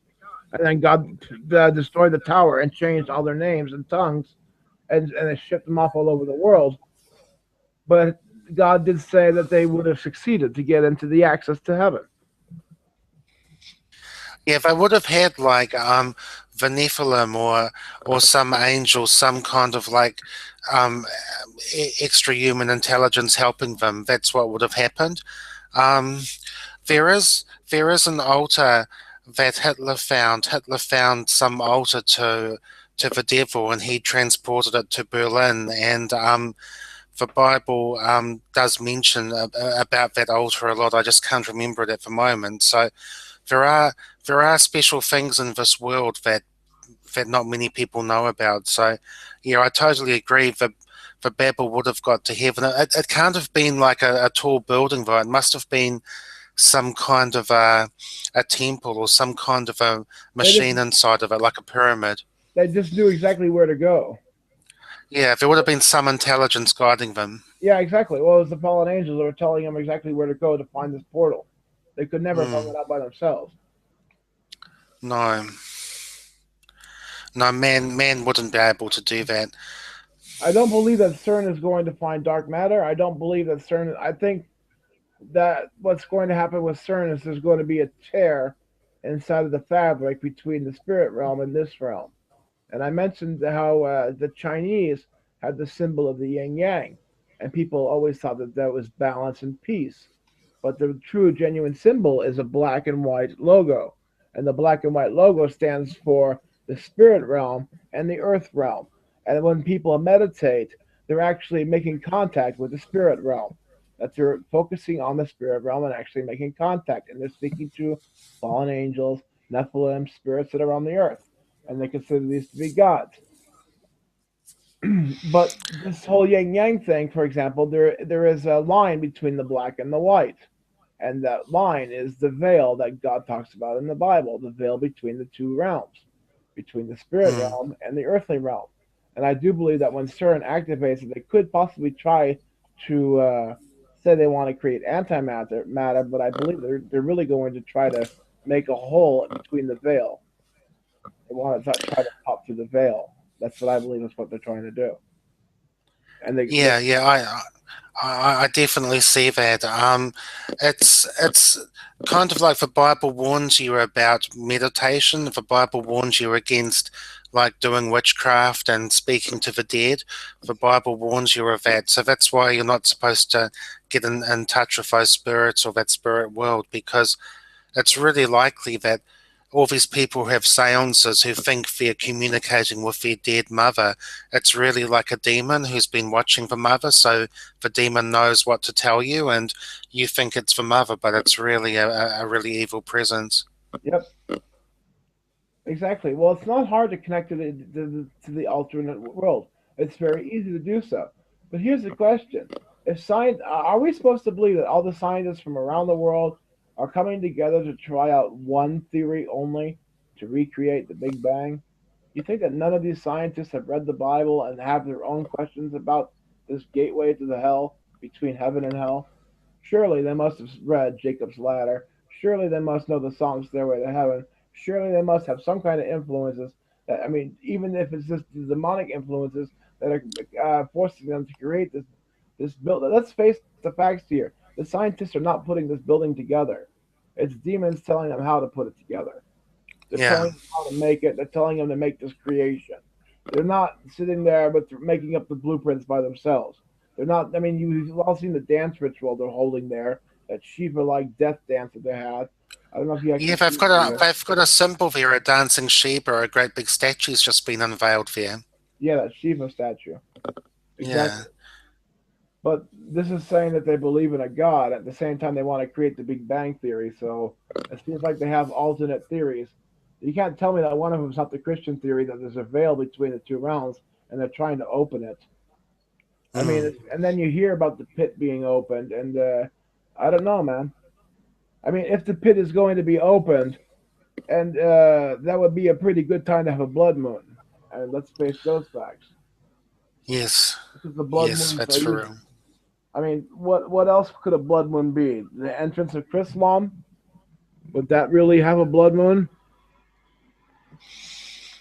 I don't think Yeah, so. I mean, I mean, religions yeah. come and go every day. Was there a blood moon when what the ones in Salt Lake City, the Mormons? Was there a blood moons when the Mormonism came in? No. And we know that usually blood moons are associated with Jerusalem and Israel, so it's something that's going to happen over there. Yeah, yeah. No, I'm definitely looking at September myself. I can't see anything much that's happened on the previous blood moons though, so I'm not 100% sure if we're going to have something happen on that particular day I can tell you what happened on or the second. something soon after. I could tell you what happened on the second blood moon. What was very Okay. important. I mean, there's a lot of theories what happened on all the blood moons, but on the second one, we know for sure that the Jews stormed the Temple Mount and locked up the Muslims inside of their own temple and took over the Temple Mount for that day.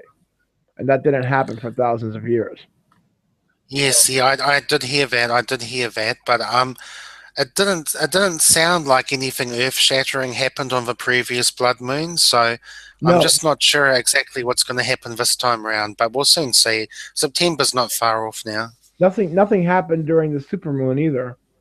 No. Oh wait, that's not really true. The Nepal earthquake happened a couple days later, I believe.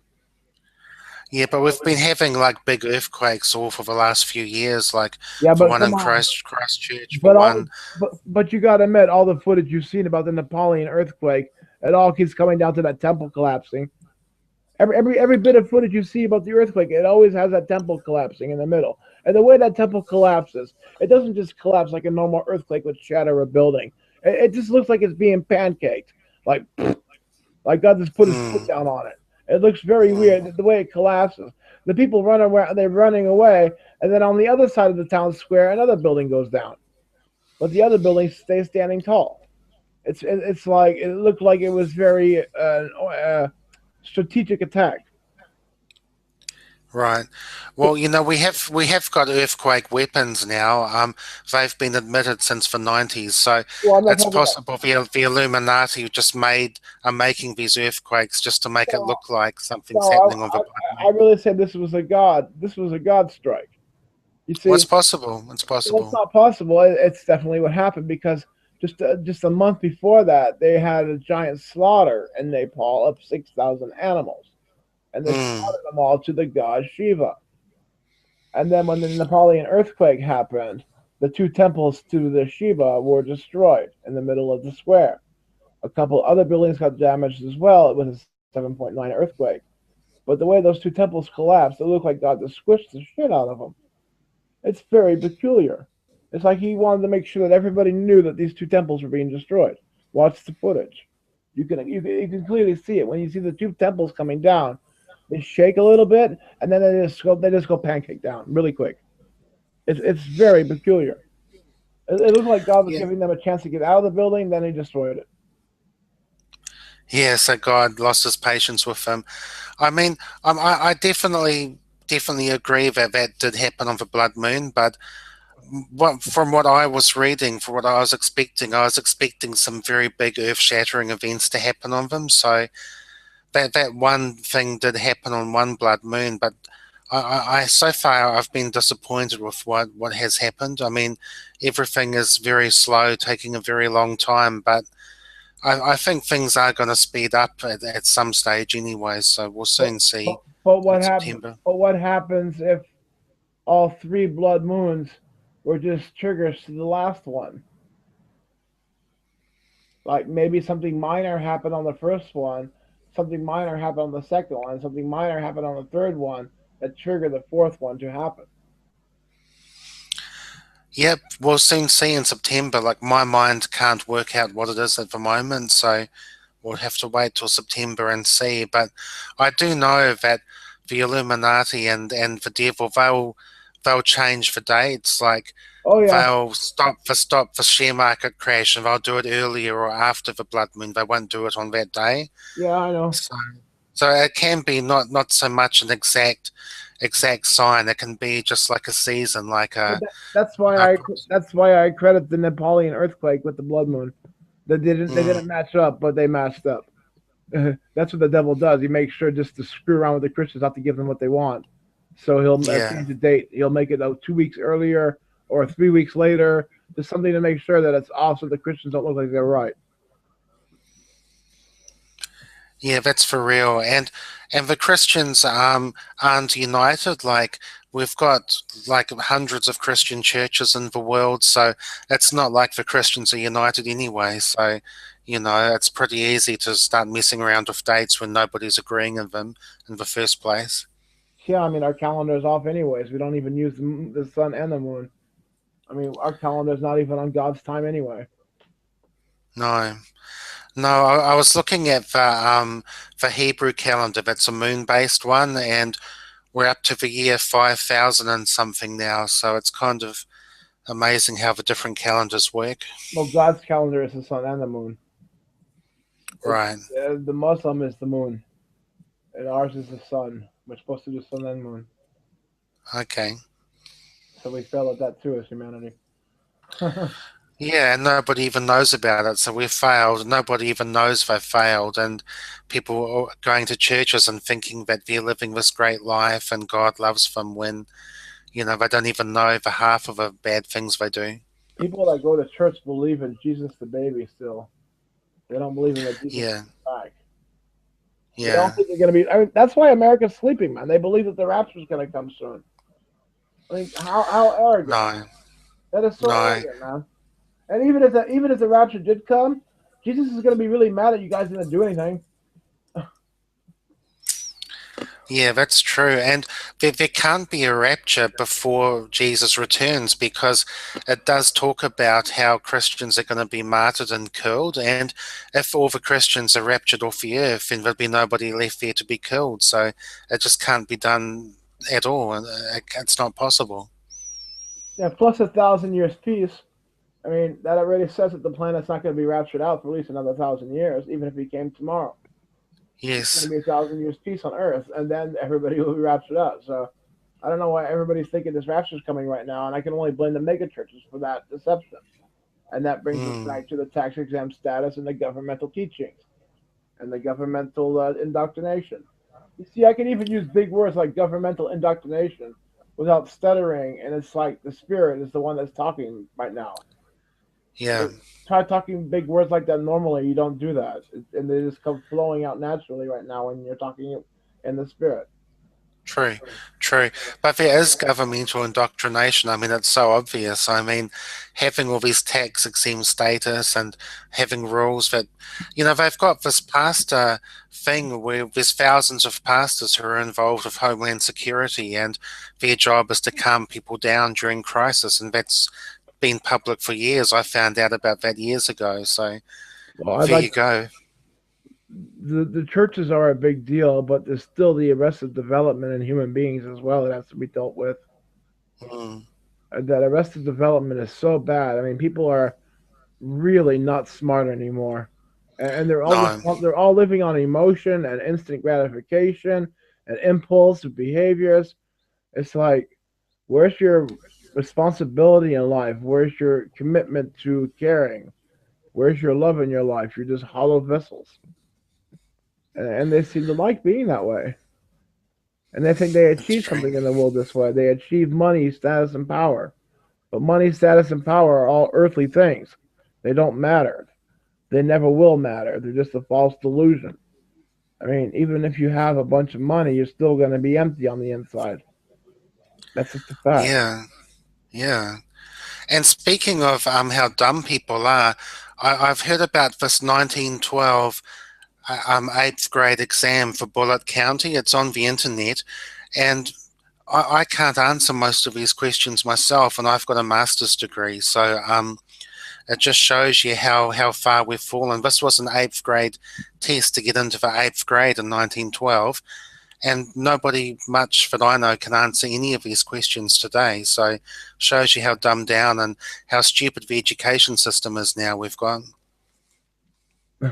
I like the education system. Something they said. They said one time, "Are we supposed to just believe that God did everything? There'll be nothing left to teach if we have to keep saying, 'Oh, God did this, God did that, God made this, God theory, everything.'" So the entire reason why they have like evolution theory and everything like that is just because they don't want to believe in the fact that God made everything and that God takes care of everything. It's just absolutely amazing what the world is doing. And they just don't want to come to the simple terms that they're not in control, they're not in power. They might think that they are, but they're not. And if they just looked at King David, how King David, even the highest king, stripped of his clothing and danced in front of the Ark of the Covenant, man. And if they could just like take a piece of his book, the world would be a lot better. But instead, they'd rather go off and worship altars of Moloch in Bohemian Grove and hold mock human sacrifices and sacrifice presidents and play stupid malicious games using real people in their games of war and conquest. Instead of just giving all that up and just going for the righteous side, they continue down this psychopathic, delusional world that they're living in. And it's not even Yeah, reality. yeah. I was talking to another guy a few days ago, and I said to him that women are never ever going to admit they've done something wrong by divorcing their husband and breaking up their family. They're going to double down. They're going to stick with it to the day they die. They're going Yeah. to put his children, her children, through a life of hell just so that she never has to ever go back and say, well, I'm sorry for divorcing you. It was the wrong thing to do. So that's how people are now. They'd rather just do that to their own children than ever go back and say sorry, to say they've done the wrong thing. So I mean, you can't help these people. It's just not possible to do anything with them. They're so narcissistic and just so unwilling to say they've done wrong. Yep. You said that very well. And that actually equals out to a Bible quote where you're supposed to actually humble yourselves, folks. Yeah, yeah, There's no reason to live in ego. All of that is ego. Let it go. Just admit mm, your mistakes and move on. I mean, You want to talk about arrested development? If you cannot admit that you made a mistake, you're trying to say that you're perfect. And when you live in this false delusion of being perfect, everybody else sees your flaws, but you don't see them, and, No. and they will hit you like a ton of bricks eventually, which usually leads to why the narcissist always kills themselves in the end. I heard that it was 6 out of 10 narcissists that actually kill themselves. Well, I'm not surprised about that because you've got people like Greta Garbo and Marlene Dietrich, and once they were old and lost their looks, they just became housebound and wouldn't leave their houses. Well, you talk So, about that's what Marilyn. happens to people. You missed Marilyn Monroe in that as well. Well, I think she was fairly young when she died, but those first two lost their looks and they just wouldn't leave their houses. So, Well, no, but Monroe yeah, was used like a fucking fuck doll. She lost all self worth and killed herself. I mean, yeah, yeah. she lost who she was and everything. She became a doll, just to be used, and that's what happened to her. And then she ended up killing herself, forgetting who she was. Yeah, that's true. Yeah, no, that's true. Yeah, she was definitely narcissistic as well, so that's true. Can you see the screen share? I'm sharing this Bullock County history Yeah, I'm looking at it. on the screen. Yeah, I should stop flicking through it, but like if you look at these questions here, like number four, a man brought a farm for 2,400 and sold it for 27. What percentage did he gain? So it's $300, and you'd have to go what 300 is on 24. So, oh, I don't know. It's not. I can't do it in my mind, so that says a lot about me, What the point was. man. The point is, education has gone downhill so far that this was an eighth grade entry test in 1912, and I've got a master's degree. I studied for 5 years at university, and I still can't answer. Yeah, I can't see one question I actually know off the top of my head, really. Well, yeah, but education has changed a lot. People have plummeted a lot as well, and yet they still believe in evolution. I mean, evolution means you're going to continue and continue to grow and continue to grow, and that's not what we're seeing. No, no, it's not. And we should have like survival of the fittest. So we should have only the most fit people getting married, having children, but we've got the poorest people having children because women just go on welfare. They pop out baby after baby, get money on welfare. So it's not survival of the fittest anymore. No, it's not. It's now the fittest to take care of the others. And that's not how society can work because you'll get people doing what John Galt did in Ayn Rand's book, Atlas Shrugged. You'll get the fittest people just checking out, just not wanting to be taxed to death. So that's what's going to happen.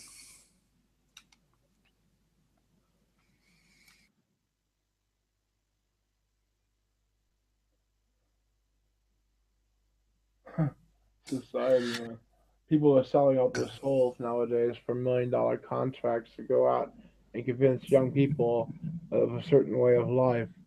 And yet, then they go out and reenact that. And I just can't believe that's what humanity is doing. And yet, they all think that they think of themselves as wise and clever, and yet they're just mimicking other human beings. It's so ridiculous.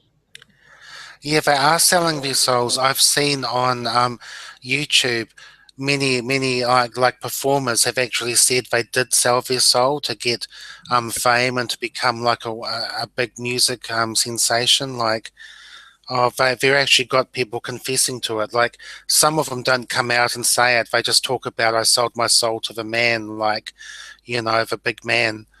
So Yeah, yeah, they no, have literally sold their souls. no, that's very true. Oh, I had a stabbing pain in my leg for a second there.